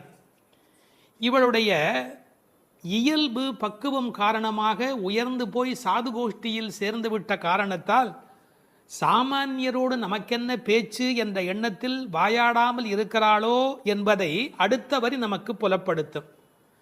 தனக்கு உரிய நல்ல கோஷ்டியிலே இருப்பது, சிறந்தவர்களோடு அந்த வர்க்கத்தில் இருப்பதுதான் சொர்க்கமாக மாறுகிறது. நீ அப்படி தகுந்த சாது கோஷ்டியிலே போய் சேர்ந்து விட்டதால் எங்களோடெல்லாம் பேசக்கூடாது என்பதற்காக மாற்றமும் தாராரோ, நீ பதில் தராமல் இருக்கிறாயா என்று ஒரு கேள்வி எழுகிறது. அம்மாடி, உன்னால் வீட்டு வாசல் திறக்க முடியவில்லை, வீட்டு வாசலே திறக்க முடியவில்லையே, உனக்காக வைகுந்த வாசல் திறக்கப் போகிறதா என்று இன்னொரு கிண்டல் பொருளும் அதற்குள்ளே இருக்கிறது. மாற்றம் தாராரோ வாசல் திறவாதார். ஒருவேளை உண்ணாவிரதம் மாதிரி மௌன விரதம் இருக்கிறாயா? அட, வாயில் திறப்பது கடினம், வாயை திறப்பது கூடவா கடினம்? வாசல் செம்மினால் வாயும் செம்ம வேண்டுமோ என்று வியாக்கியானத்திலே இந்த இடத்தை குறிப்பிடுவார்கள். நீ எழுந்து பேச வேண்டாம், கதவை திறக்கக்கூடாதா? கதவை திறக்க வேண்டாம், வாயாலாவது பதில் சொல்லக்கூடாதா? ஏன் இப்படி நீ இருக்கிறாய் என்று அந்த பெண்ணை கேட்பது போல் அந்த பாடல் அமைந்திருக்கிறது. அடுத்து நாராயணனை சொல்லுகிறார்கள். நாற்றத்துழாய்முடி நாராயணன். உலகத்திலேயே மிகப்பெரிய சிறப்பு துளசிக்கு உண்டு. பிறக்கும் போதே அது நறுமணத்தோடு பிறப்பது. அதனால்தான் பின்னாலே பாடுகிறார்கள், இருந்தவண்ணாகிலும் கொண்டு வீசுமினி.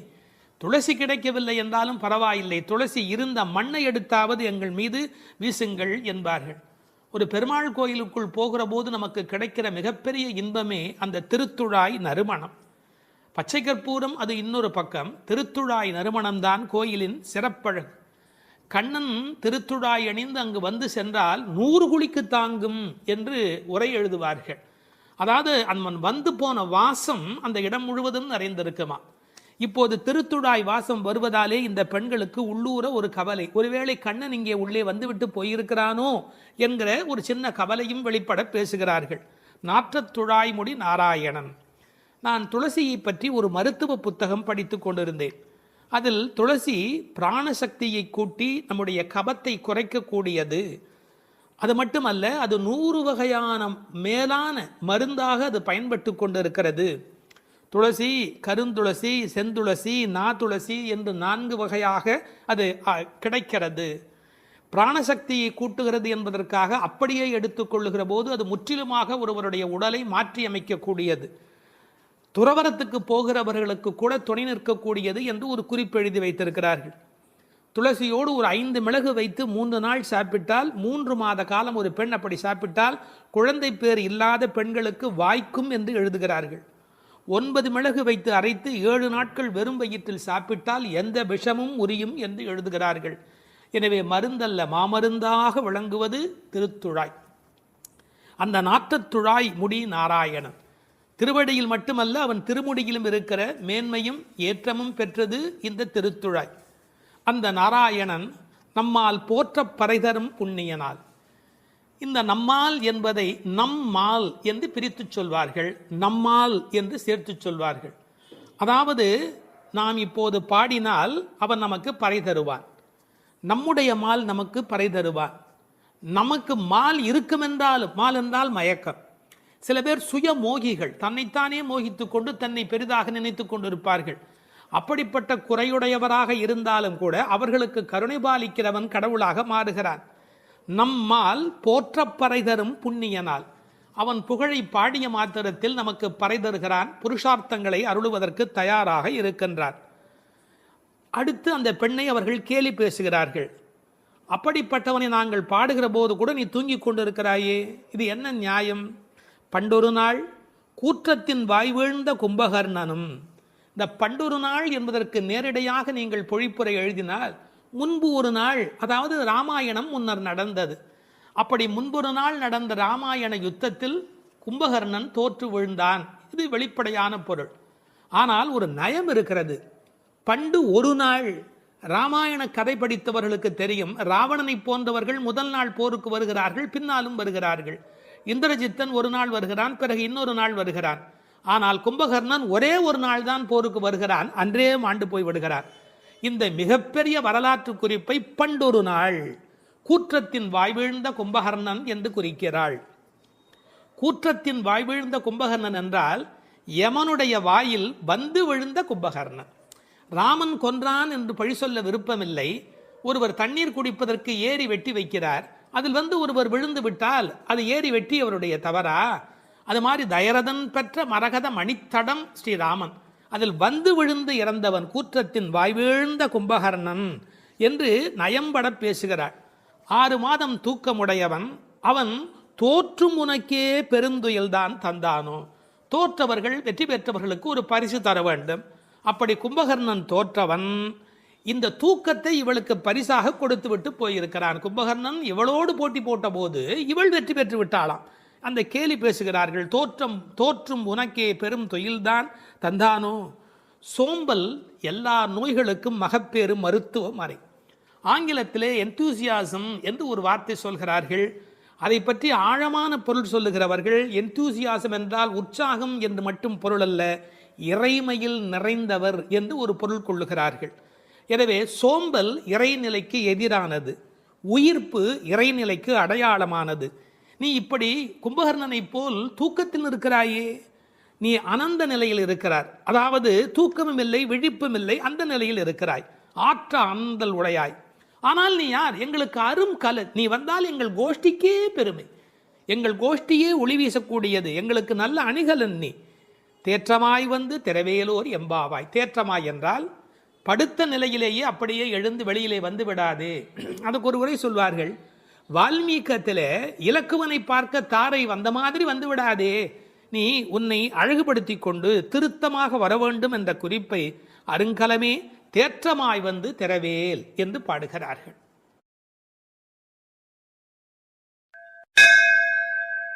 திருப்பாவை 11ஆம் பாட்டு.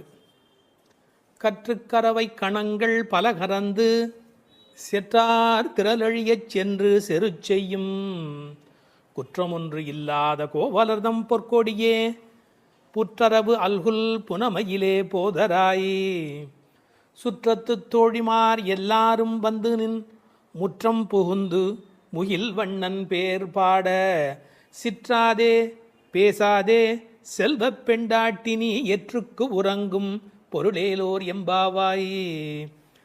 கண்ணனை எண்ணி நோற்காமல் அவன்தான் நம்மை எண்ணி நோற்று இங்கு வரட்டுமே என்று எண்ணி எல்லாவற்றிலும் சிறந்தவளான ஒரு பெண், பக்தி பெண் இந்த பாசுரத்தில் எழுப்பப்படுகிறாள். எல்லாமே கன்றுகள் போல இளமையான பசுக்கூட்டங்கள், பலவற்றை கறப்பதில் ஈடுபட்டு உள்ளவர்கள் இந்த கோபாலர்கள். பகைவர்கள் வந்துவிட்டால் அவர்கள் இருக்கும் இடத்திற்கு சென்று அவர்களது திறமை அழியும்படி போர் புரிய வல்ல குற்றமற்ற போர் வீரர்களை பெற்ற ஆயர் குலத்திலிருந்து வந்த பொன்கொடி போன்றவள் இந்த பெண். புற்றிலே உள்ள நாகத்தின் படம் போன்ற மறைவிடத்தையும் காட்டில் உலவும் மயில் போன்ற சாயலையும் உடையவளே, எழுந்து வா. நமது ஆயர்குடி பெண்கள் எல்லோரும் உன் வீட்டு முற்றத்திலே கூடி மேக நிறமுடைய கண்ணனது திருப்பெயர்களை கூறி பாடி மகிழ்கிறோம். நீயோ அசைவதே இல்லை, வாய் திறந்து பேசுவதும் இல்லை. அப்படி என்ன பெரும் செல்வமடி உனக்கு? இந்த உறக்கத்தில் உனக்கு என்ன அவ்வளவு ஈடுபாடு? எழுந்து வா என வெளியில் உள்ள பெண்கள் உள்ளே உறங்கும் பெண்ணை எழுப்புவதாக அமைந்துள்ள பாடல். இவர்கள் யாரை எழுப்புகிறார்கள்? 3 அடையாளங்கள். கோவலர்தம் பொற்கொடியே, புற்றரவு அல்குல் புனமையிலே, செல்வப் பெண்டாட்டி என்று உள்ளே இருக்கிற பெண் சிறப்பிக்கப்படுகிறார். கோபாலர் என்பது தமிழிலே கோவலர் என்று எழுதுவது வழக்கம். அந்த குலத்தின் தங்க கொடி ஸ்வர்ணலதா, ஸ்வர்ணலதா என்ற வடமொழி சொல்லுக்கு பொற்கொடி என்பது தமிழிலே மொழிபெயர்ப்பு.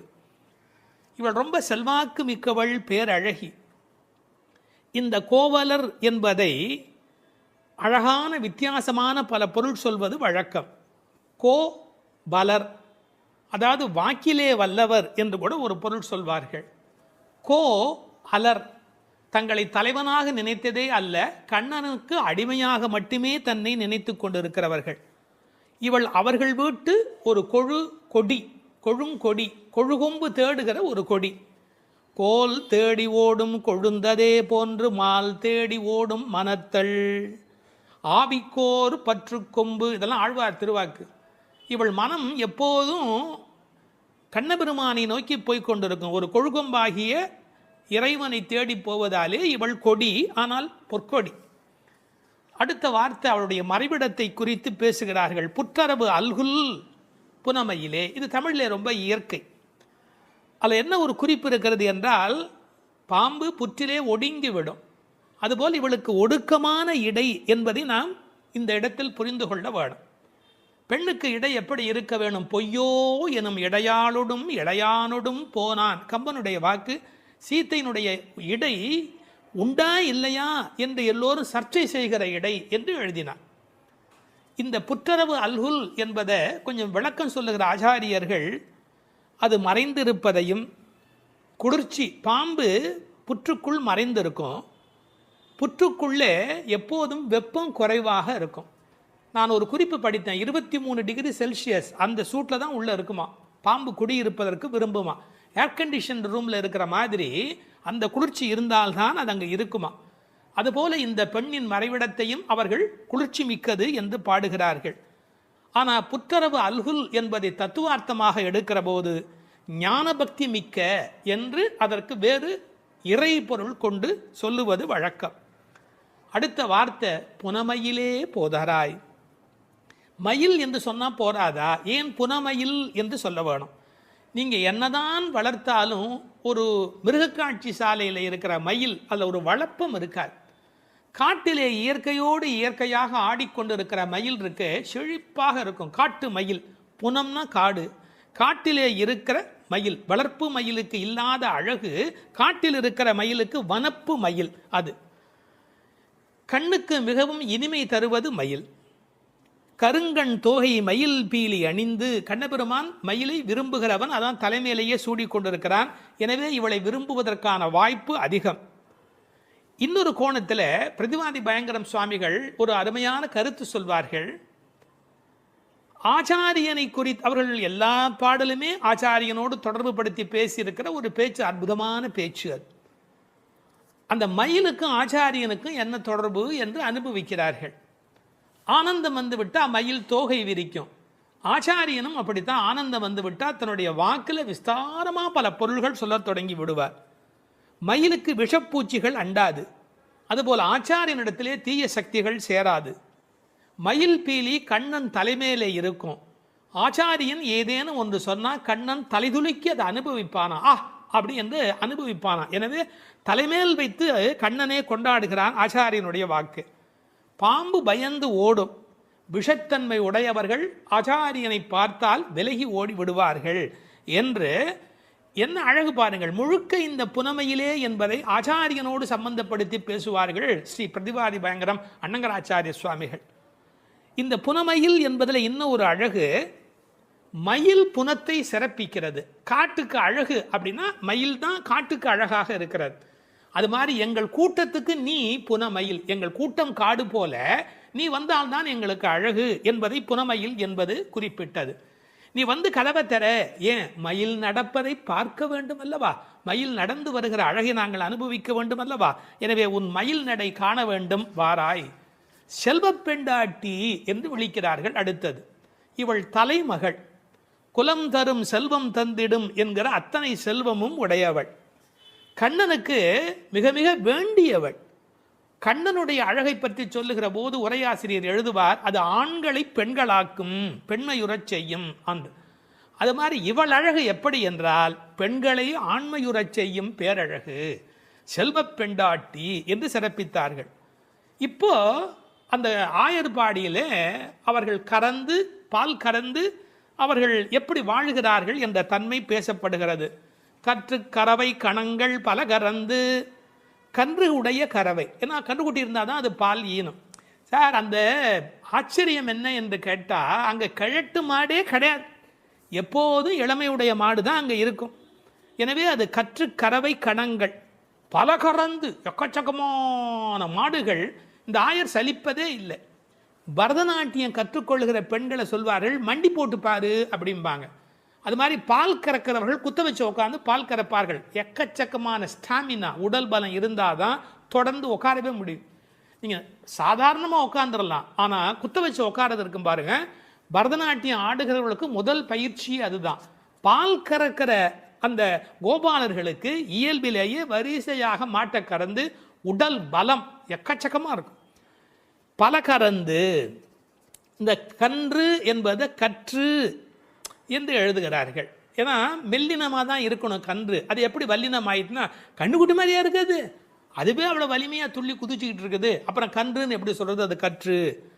இதுக்கும் ஆழமான ஒரு உரை சொல்லுகிற வழக்கம் எப்படின்னா, கல்வி கற்று அப்படின்னா கல்வியின் மூலமாக, அதாவது இது கண்ணுக்குட்டி அப்படிங்கிற அர்த்தத்தை தாண்டி நிறைய கல்வி கற்ற சிஷ்ய கோடிகளோடு ஆச்சாரியன் வருகிற பேரழகு, இப்படி ஆச்சாரியனோடு சம்பந்தப்படுத்தி அந்த பாடலுக்கு விளக்கம் சொல்வது உண்டு. பசுவனுடைய சிறப்பை சொல்வதாக இருந்தால், அந்த கோதூளி, அதனுடைய கால் தூசிக்கு பெருமை அதிகம். அந்த பசுவினுடைய அந்த கொட்டில் இருக்கு இல்லையா, மாட்டு கொட்டில், அங்கே போய் உட்காந்தா மன அமைதி கிடைக்கும். வாழ்க்கையில் மனதில் ரொம்ப அதிக துன்பம் உடையவர்கள் பசுக்கள் குடியிருக்கிற கொட்டிலில் போய் பசுக்களை தொட்டு தடவி கொஞ்சம் நேரம் அங்கே இருந்தால் அடைய முடியாத அமைதி அடைவார்கள், நோயிலே இருந்து நீங்குவார்கள் இப்போ கண்டுபிடிச்சிருக்கிறாங்க. இப்படி ஒருவரே பல மாடு கடந்து எடுக்கக்கூடிய உடல் பலம் உடையவர்கள். ஆனால் வெறும்னா பால் கறக்கிற ஆட்கள்னு நாம் நினைக்கக்கூடாது. எதிரிகள் யாராவது, எதிரினா இவங்களுக்கு கிடையாது, கண்ணனை எதிர்க்கிறதுக்கு யாராவது வந்தால் செற்றார் திரளழிய சென்று செரு செய்யும். வேடிக்கையாக சொல்லுவாங்க, டே என் ஏரியாவுக்கு வாடா பார்த்துக்கிறேன் அப்படின்னு. அது மாதிரி சிங்கத்தை குகையிலேயே சந்திப்பது போல எதிரிகளுடைய கோட்டைக்கு உள்ளேயே புகுந்து அவர்களை அடித்து நொறுக்குவார்கள். கிருஷ்ணனுடைய எதிரிகளை தங்கள் எதிரிகளாக நினைத்து கொள்வார்கள். செற்றார் திரளழிய சென்று செரு செய்யும். ராமனை பற்றி பாடும்போது சென்று அங்கு தென்னிலங்கை செற்றாய் திரள் போற்றினாலே, இந்த ஆயர்பாடியில் இருக்கிற கோபாலரும் சென்று சண்டையிடுகிறவர்கள். குற்றம் ஒன்றில்லாத கோவலர். அவங்களுக்கு இடக்கை வழக்கை தெரியாது. படித்து வந்தவன் சார் விஷமம் பண்ணுவான், கல்வி உள்ளவன் தானே அதிக வம்பு பண்ணுவான். இவங்களுக்கு எந்த குற்றமுமே கிடையாது. அப்படிப்பட்ட கோவலர்தம் பொற்கொடியே, சுற்றத்து தோழிமார் எல்லாரும் வந்து, அத்தனை பேரும் வந்துட்டோம். உன் வீட்டு வாசல்ல நிற்கிறோம். தேகபந்துக்கள் ஆத்ம பந்துக்கள் என்று எல்லாருமா நாங்கள் உன் வீட்டு வாசல்ல வந்து நிற்கிறோம். நீ முற்றம் புகுந்து முகில்வண்ணன் பேர் பாட, உங்க வீட்டு கதவை திறந்து நாங்கள் தொட்டி முற்றத்துக்குள்ளேயே வந்து நிற்கிறோம். வீடு கட்டுகிறவர்கள் பழைய காலத்தில் படி, நடை, கூடம், முற்றம், பின்னால் இருக்கிற இடம் வெளி என்று கட்டுவார்கள்.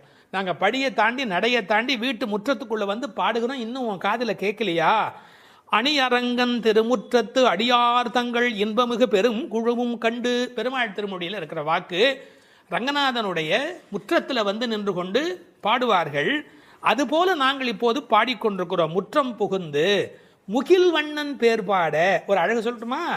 உன்னை புனமயில் என்று வர்ணிக்கிறார்கள். மயில் எப்போ ஆடும்? முகில் பார்த்தா ஆடும்.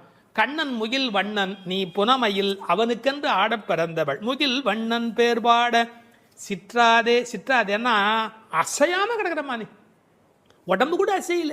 நாங்கள் இவ்வளோ பேர் பாடுறோம், ஒரு குலுங்கல் ஒன்றுமே இல்லையே. பேசாதே, பதிலும் நீ பேச மாட்டேங்கிற. செல்வ பெண்டாட்டி, ரொம்ப உனக்கு நாம் கண்ணனுக்கு வேண்டியவன் அப்படிங்கிற ஒரு ஒரு கர்வம் வந்து விட்டதா? செல்வ பெண்டாட்டி நீ எற்றுக்கு உறங்கும் பொருள் ஏலோர் எம்பாவாய். உறக்கத்தில் அர்த்தமே இல்லையேடி, அர்த்தமில்லாத தூக்கத்தில் போய் ஆழ்ந்து கிடக்கிறாயே என்று பேசுவதாக அமைந்திருக்கிறது இந்த பாடல்.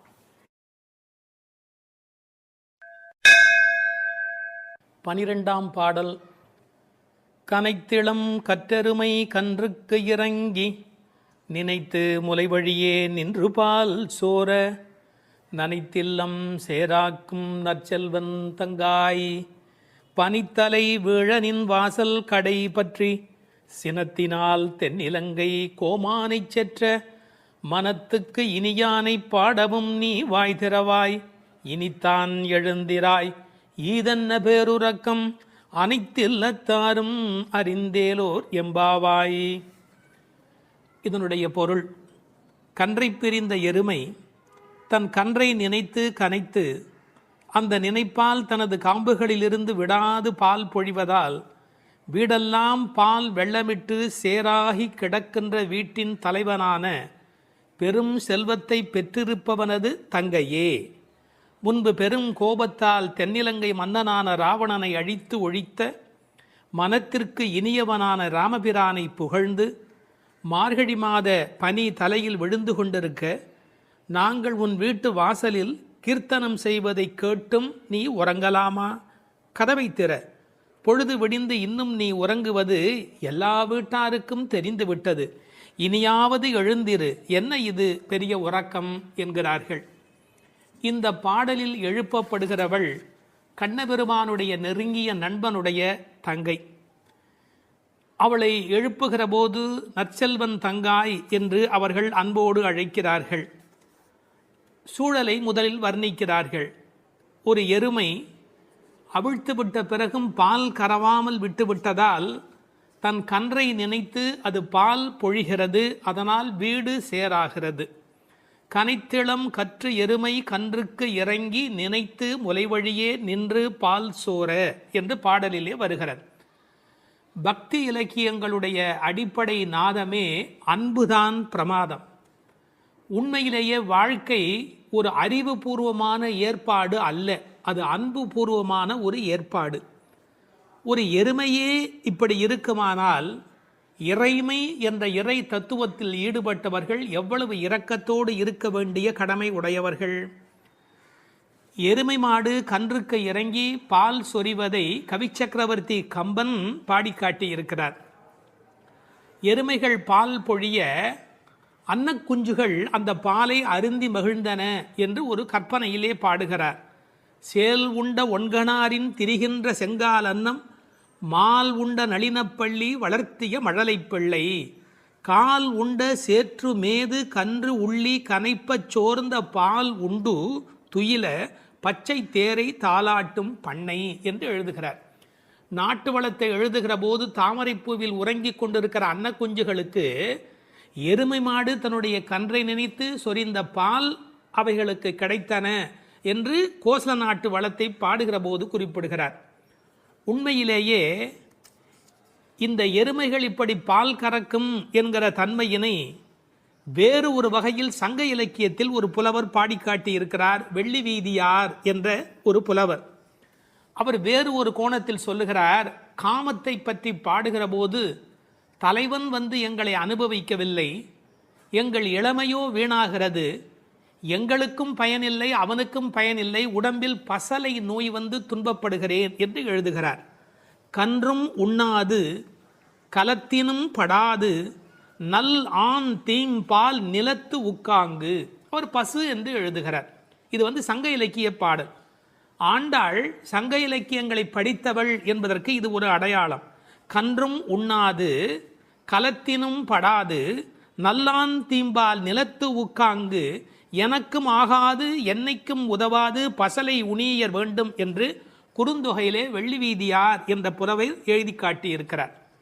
இன்னொரு கோணத்திலே பார்க்கிற போது வியாக்கியானம் பண்ணினவர்கள் எருமை மாடு கன்றை நினைத்து படுகிற பாட்டை சொல்லிவிட்டு எருமைகள் கரவாவிட்டால் படும் பாடு இந்த பெண்கள் கோபியர் சொல்லுகிறார்களாம். என்ன, அனைவரும் எருமை படுகிற பாட்டை நாங்கள் அல்லவா உன்னாலே படுகிறோம் என்று கண்ணனுக்கு புரிய வைக்கிறார்களாம்.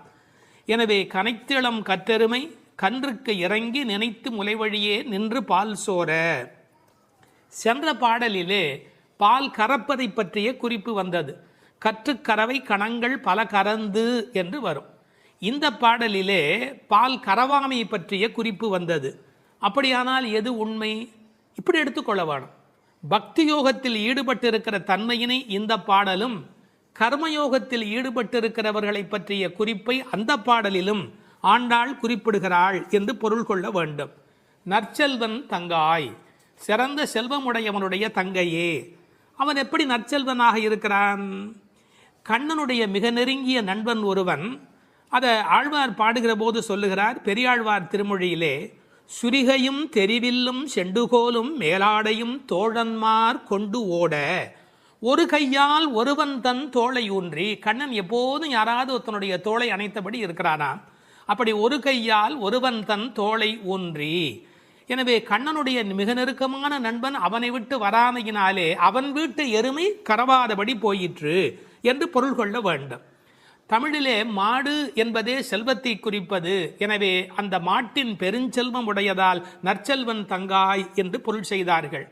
தத்துவார்த்தமாக பொருள் செய்தவர்கள் ஆண்டாளுக்கு சகோதரராக எம்பெருமானாரை சொல்லுகிற மரபு வழி சிந்தனையினை கொண்டு வருகிறார்கள். பெரியாழ்வார் பெற்றெடுத்த பெண் பிள்ளை வாழியே, பெரும் புதூர் மாமுனிக்கு பின்னானாய் வாழியே என்று ராமானுஜருக்கு தங்கையாக ஆண்டாள் பேசப்படுகிறாளே. கோயில் அண்ணா வாரும் என்று ஆண்டாள் அழைத்தாளே, அந்த இங்கு நினைவூட்டி நற்செல்வன் தங்காய் என்று ஆண்டாளையே குறிப்பிடுகிறார்கள். அது மட்டுமல்ல, கைங்கரிய லக்ஷ்மி அதுதானே செல்வம். இந்த உலகத்தில் பகவானுக்கு செய்கிற சேவையே பெரிய செல்வம் என்று வேறு ஒரு கோணத்திலும் இதற்கு உரை எழுதுவார்கள். இந்த பெண்கள் இப்போது பேசுகிறார்கள். அம்மா, உன் வீட்டு வாசலிலே மார்கழி பனி தலையிலே வந்து விழுகிறது. நாங்கள் எதை பிடித்து கொண்டு நிற்கிறோம் தெரியுமா? உன் வீடு சேராகி கிடக்கிறது. எருமை பால் ஓட ஓட கீழே கால் வைக்க முடியவில்லை, சேராகி இருக்கிறது. பழைய காலத்தில் வீட்டு கதவுல நாதாங்கி என்று ஒன்று தொங்கும். அதைத்தான் நாதம் சத்தம் போடுவார்கள். தட்டினா வீட்டுக்குள்ளே கேட்கும் என்ற காலிங் பெல் இன்றைய மெத்தடில். அந்த நின் வாசல் கடையை பற்றி நாங்கள் நாதாங்கியை பற்றி கொண்டு நிற்கிறோம். அதுக்கு உரை எழுதும் போது சொன்னார்கள், மேலே பனி வெள்ளம் மனத்தே பால் வெள்ளம், தரையிலோ மேலே பனி வெள்ளம் மனத்தே மால் வெள்ளம். மால்னா திருமால். மனத்தே மால் வெள்ளம் தரையிலே பால் வெள்ளமாய் தெப்பம் வற்றுவாரை போலே உன் வீட்டு நாதாங்கியை பிடித்து தொங்கிக் கொண்டிருக்கிறது கான். அப்படியெல்லாம் அந்த நாதாங்கியை பிடித்து கொண்டு இவைகள் தொங்கிக் கொண்டு நிற்கிறார்கள். சினத்தினால் தென்னிலங்கை கோமானை செற்ற மனத்துக்கு இனியானே பாடமும் நீ வாய் திறவாய். அளவு கடந்த அநியாயம் செய்து விட்டான் ராவணன். என்ன, சீத்தையை ராமனால் பிரிய முடியாது. பிராட்டியையும் பெருமாளையும் பிரிக்கக்கூடாது. அந்த பாவத்தை செய்தமையினால் கோபப்பட்டு சினத்தினால் தென்னிலங்கை கோமான் ராவணனை செற்ற அழித்த மனத்துக்கு இனியானை பாடவும் நீ வாய் திறவாய். ராமன் மனத்துக்கு இனியவன். ஏன்னா யாருக்கும் எந்த நோவும் வரக்கூடாது என்று எண்ணுவது ராமனுடைய பண்பாடு. எப்படி என்று குகனை போன்ற அன்பர்கள் வருகிறார்கள். இவன் தாழ்ந்தவன் என்று நினைக்கல, ஏழை ஏதலன் கீழ்மகன் என்னாது அவனோடு அன்பு பாராட்டுகிறார். கிளிக்கு யாருடைய பெயர் வைப்பது என்று கேட்கிறாள். கைகேயி அம்மாவுடைய பெயரை வை என்று சொல்லுகிறார். இப்படி எல்லோருக்கும் மனத்துக்கு இனியனாயிருந்த அழகை வைமு கோபாலகிருஷ்ணமாச்சாரியார் உரையிலே ராமாயண பாடல்ல இருந்தே பல குறிப்பு சொல்லுகிறார். மனத்துக்கினியானே என்ற தொடர்க்கு நட்பினர் நொதுமலாளர் பகைவர் ஆகிய மூவகையர் மனத்துக்கும் இனியவன் என்று பொருள் கொள்ளலாம். குகனை விடுங்கள். அடுத்தாற் போல வாலிக்கும் ராவணனுக்கும் கூட இனியனாயிருந்தான் என்றோ. மூக்கும் காதும் வெம்முரண் முலை கண்களும் முறையால் இழந்து அரற்றிய சூர்ப்பனகையும் போக்கினீர் என் நாசி பொய்த்து என் என்றும் மேக்குயரும் நெடுமூக்கு மடந்தையர்க்கு மிகையன்றோ என்றும் பிழை செய்தீரோ என்றும் சூர்ப்பனகை ராமனை புகழ்ந்து பாடுகிறாள். மார்பில் ராமபானம் பாய்ந்து நின்ற நிலையிலும் வாலி ஓவியத்து எழுத ஒண்ணா உருவத்தாய் என்று சொல்லுகிறான். ஆவி போம் வேலைவாய் அறிவு தந்து அருளினாய் என்று பேசுகிறான். ராவணன் மாலியவானிடத்திலே வந்து சொல்லுகிற போது நாசம் வந்துற்ற காலை நல்லதோர் பகையை பெற்றேன் என்றார். அது மட்டுமல்ல, ராமனுடைய தோற்றத்தை பார்த்துவிட்டு சொல்லுகிறான். ராகவன் மேனி நோக்கி தீயன கொடிய வீர சேவகச் செய்வை கண்டால் நாயன தகுதும் அன்றே காமனும் நாமும் எல்லாம் என்று பகைவனை கொண்டாடுகிறான் ராவணன். எனவே ராமனிடத்தில் எல்லோரும் அன்பு பாராட்டுகிற காரணத்தினாலே அவன் மனத்துக்கு இனியவனாக இருக்கின்றான். அந்த மனத்துக்கு இனியானை நாம் பாட இனித்தான் எழுந்திராய். ராமாயணமே சொல்லிவிட்டோம், இன்னும் நீ எழவில்லையே, ஈதென்ன பேருறக்கம். இந்த உறக்கம் நியாயமா? இப்படி தூங்கி தொலைக்கிறாயே. அனைத்தில்லத்தாரும் அறிந்தார். உனக்கு வெக்கமா இல்லை? பக்கம் வீடு எதிர் வீடு எல்லாருமே நீ எழவில்லை என்பதை தெரிந்து வைத்திருக்கிறார். மனிதர்களுடைய இயல்பு தன்னை பற்றி அக்கம் பக்கம் என்ன நினைக்கும் என்கிற ஒரு கூச்ச சுபாவம் உண்டு. அதை இந்த இடத்துல எடுத்து சொல்லி அனைத்தில்லத்தாரும் அறிந்து என்று உரை எழுதினார்கள். ராமானுஜரை நினைவூட்டி உரையிலே இன்னொரு குறிப்பு சொன்னார்கள். திருக்கோஷ்டியூர் கோபுரத்தின் மேல் ஏறி திருவெட்டெழுத்தினுடைய பொருளை ஓரான் வழி உபதேசமாக வருகின்ற ஒன்றை கூட எல்லாரும் அனைத்தில்லத்தாரும் அறியும்படியாக சொன்னவர் ஸ்ரீ ராமானுஜர் அல்லவா? அவரை இந்த இடத்தில் நினைவு கூர்ந்து இந்த பாடல் நிறைவு பெறுகிறது.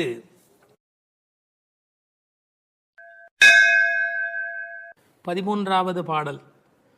புள்ளின்வாய் கீண்டானே பொல்லா அரக்கனை கிள்ளிக் களைந்தானே, கீர்த்திமை பாடிப்போய் பிள்ளைகள் எல்லோரும் பாவை களம் புக்கார், வெள்ளி எழுந்து வியாழம் உறங்கிற்று புள்ளும் சிலம்பினகான், போதறிக் கண்ணினாய் குள்ளக் குளிரக் குடைந்து நீராடாதே பள்ளி கிடத்தியோ, பாவாய் நீ நன்னாளால் கள்ளம் தவிர்ந்து கலந்தேலோர் எம்பாவாய். கண்ணழகு படைத்த பெண் ஒருத்தியை இப்பாசுரத்தால் எழுப்புகிறார்கள். மலரில் உள்ள வண்டுகள் போன்று அழகிய கண்களை உடையவளே, கொக்கு வேடத்தில் வந்து வாயை பிளந்து கண்ணனை விழுங்க எண்ணிய பகாசுரனை அவன் வாயை கிழித்து அழித்த கண்ணபெருமான், கொடியவனான ராவணரது தலைகளை அறுத்து அழித்த ராமபிரான், அவர்களது வீர வரலாறுகளை பாடிக்கொண்டு இளம்பெண்கள் எல்லோரும் பாவை நோன்புக்குரிய இடத்திற்கு எப்போதோ சென்று விட்டனர். வானத்திலேயோ குரு என்கிற கோள் மறைந்து சுக்கிரன் உதயமாகிவிட்டான். பட்சிகள் வீதியெல்லாம் பறந்து சப்திக்கின்றன. இந்த மார்கழி விடியல் விடியும் முன்பே உடல் நன்கு குளிரும்படி மடுவில் குடைந்து குடைந்து நீராட வேண்டாமா? இன்னும் படுக்கையில் சுருண்டு கிடக்கலாமா? நல்ல நாளும் அதுவுமாக இப்படி இருக்கிறாயே, அப்படி உனக்கு என்ன தனிய அனுபவம்? உன் மனதில் உள்ள கள்ளத்தனத்தை விடுத்து எங்களோடு சேர்ந்து வா என்று அழைக்கிறார்கள். இதை ரசமாக அனுபவிக்கிறவர்கள் முதல் பாடலிலே மனத்துக்கினியான் என்று ராமனை பேசிவிட்டதால் இந்த ஆயர்பாடிக்குள்ளே ஒரு பெரிய விவாத கோலாகலம் ஏற்பட்டு விட்டதாம். அதாவது சர்ச்சை. அது யாரடா அது? கண்ணனுடைய ஊரிலே வந்து ராமனுடைய கதையை பேசிக் கொண்டிருக்கிறார்களே என்று சில பேர், சில ஆயர்கள் கோபப்படவும், ஏன் அப்படி பேசக்கூடாதா என்று சில பேர் மறுபடியும் எதிர்ப்பக்கம் விவாதிக்கவும், ஒரு பட்டிமண்டபத்தை போலவே ஒரு விவாதம் அங்கு தொடங்கிவிட்டது என்று அனுபவிப்பார்கள். ஏனென்றால் இந்த பாடலில் எப்படி வருகிறது? புள்ளின்வாய் கீண்டானி என்று கண்ணபெருமான் பகாசுரனை அழித்த கதையை சொல்லி பிறகு பொல்லா அரக்கனை கிள்ளிக் களைந்தானே என்று ராமாவதார கதையையும் சேர்த்து பேசுகிறார்கள். அதை எப்படி சொல்லுகிறார்கள்? கண்ணனுடைய ஸ்தலத்தில் ராமனுடைய கதையா என்று ஒருவர் கேட்க, ஏன் முன்பு ராமனை பாடிய காலத்திலே நாம் கண்ணனை சேர்த்து பாடியது இல்லையா? அந்த காரணமாக வருக வருக வருக இங்கே வாமன நம்பி வருக, கரிய குடல் செவ்வவாய் முகத்து என் காகுத்த நம்பி வருக என்று ஆண்டாளே பாடியிருக்கிறாளே. எனவே ஆண்டாள் சிற்றில் சிதைத்தல் பாடுகிற காலத்தில் சீதவாய் அமுதம் உண்டாய் எங்கள் சிற்றில் சிதையேல் என்று பாடியிருக்கிறாளே. அந்த அனுபவத்தை எல்லாம் இங்கே குறிப்பிடுகிறார்கள். வருக வருக என்று ஆழ்வார் அனுபவித்ததையும் சிற்றில் சிதைக்காதே என்று ஆண்டாள் அனுபவித்ததையும் இந்த இடத்தில் மேற்கோளாக காட்டி, இந்த அயோத்தியிலே ராமபெருமானுடைய புகழை பேசுவது போல ஆயர்பாடியில் கண்ணன் புகழ்தான் பேச வேண்டும் என்ற கட்டாயமில்லை, இடம் மாறி பேசினாலும் ஒன்றும் தவறு இல்லை என்று ஒப்பந்தமாயிற்று என்று இதை வேறு ஒரு கோணத்திலே பேசுவார்கள். தீவிர பற்று உடையவர்கள் எப்போதும் இது போன்ற பிரச்சனைகளில் ஈடுபடுவது என்பது தவிர்க்க முடியாதது.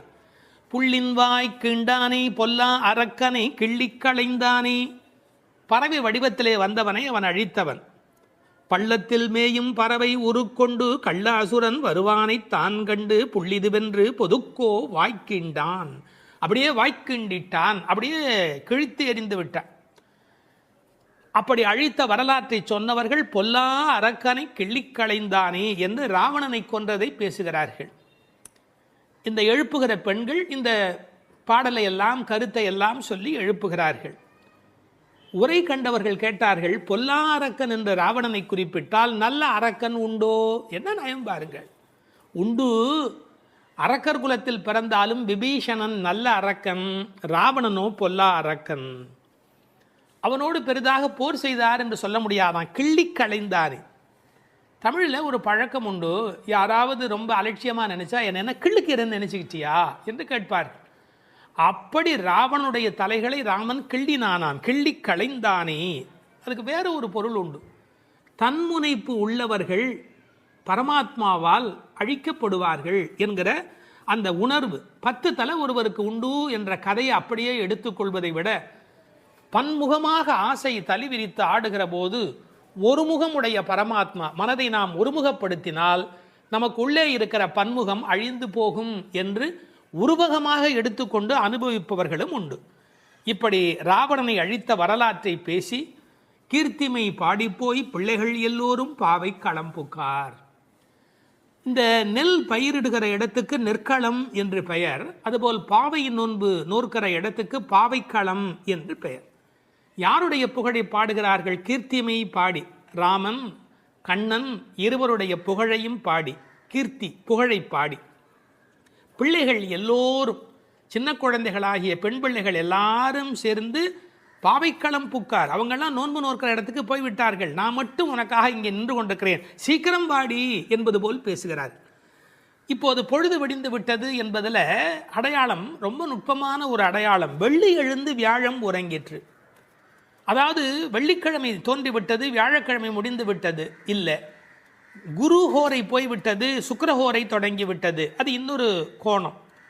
வானியலை பற்றி நன்கு ஆய்வு செய்தவர்கள் ஒரு குறிப்பிட்ட காலத்திலே சுக்கிரனுடைய எழுச்சியும் வியாழனுடைய அந்த இறங்கு முகமும் ஒன்றாக நடக்கும் என்று குறிப்பிடுகிறார்கள். சுஜாதா அவர்கள் இதை வைத்துக்கொண்டு கிபி 885 என்று உறுதி செய்ய முடியும் என்று ஒரு கட்டுரையிலே எழுதியிருக்கிறார்கள். ஆனால் வேறு சிலரோ கிபி 8ஆம் நூற்றாண்டில் ஒரே ஒரு முறை மட்டும் அதிகாலை பொழுதில் சுக்கிரன் எழுவதும் குரு மறைவதும் ஒரே வேளையில் நிகழ்ந்துள்ளது. அது முழு நிலவு நாள், பௌர்ணமி. அந்த நாள் அப்படியே குறிப்பிடுகிறார்கள். அந்நாள் கிபி 731 டிசம்பர் 18 காலை 3:30 முதல் 4 மணி. இதனை அடி ஒற்றி ஆண்டாள் பிறந்தது கிபி 716 ஆடிப்பூரம் என்று கணக்கிட்டிருக்கிறார். பாருங்க எவ்வளவு அழகான ஒரு காலக்கணக்கு. வெள்ளி எழுந்து வியாழன் உறங்கிற்று. புள்ளும் சிலம்பின. முன்னர் ஒரு முறை புள்ளும் சிலம்பின என்ற பாடல் வந்திருக்கிறதே, அதெல்லாம் கூட்டுக்குள்ளே. இப்போ வெளியில் பறவைகள் எல்லா இடங்களிலும் திரிந்து அவை இப்போது சப்தம் எழுப்பி கொண்டிருக்கின்றன. இந்த இடத்துல புள்ளும் சிலம்பியதை பற்றி சொல்லுகிற போது உரையாசிரியர்கள் இதை ஆசிரிய பெருமக்களோடு ஆச்சாரிய பெருமக்களோடு இணைத்து பேசுவது வழக்கம்.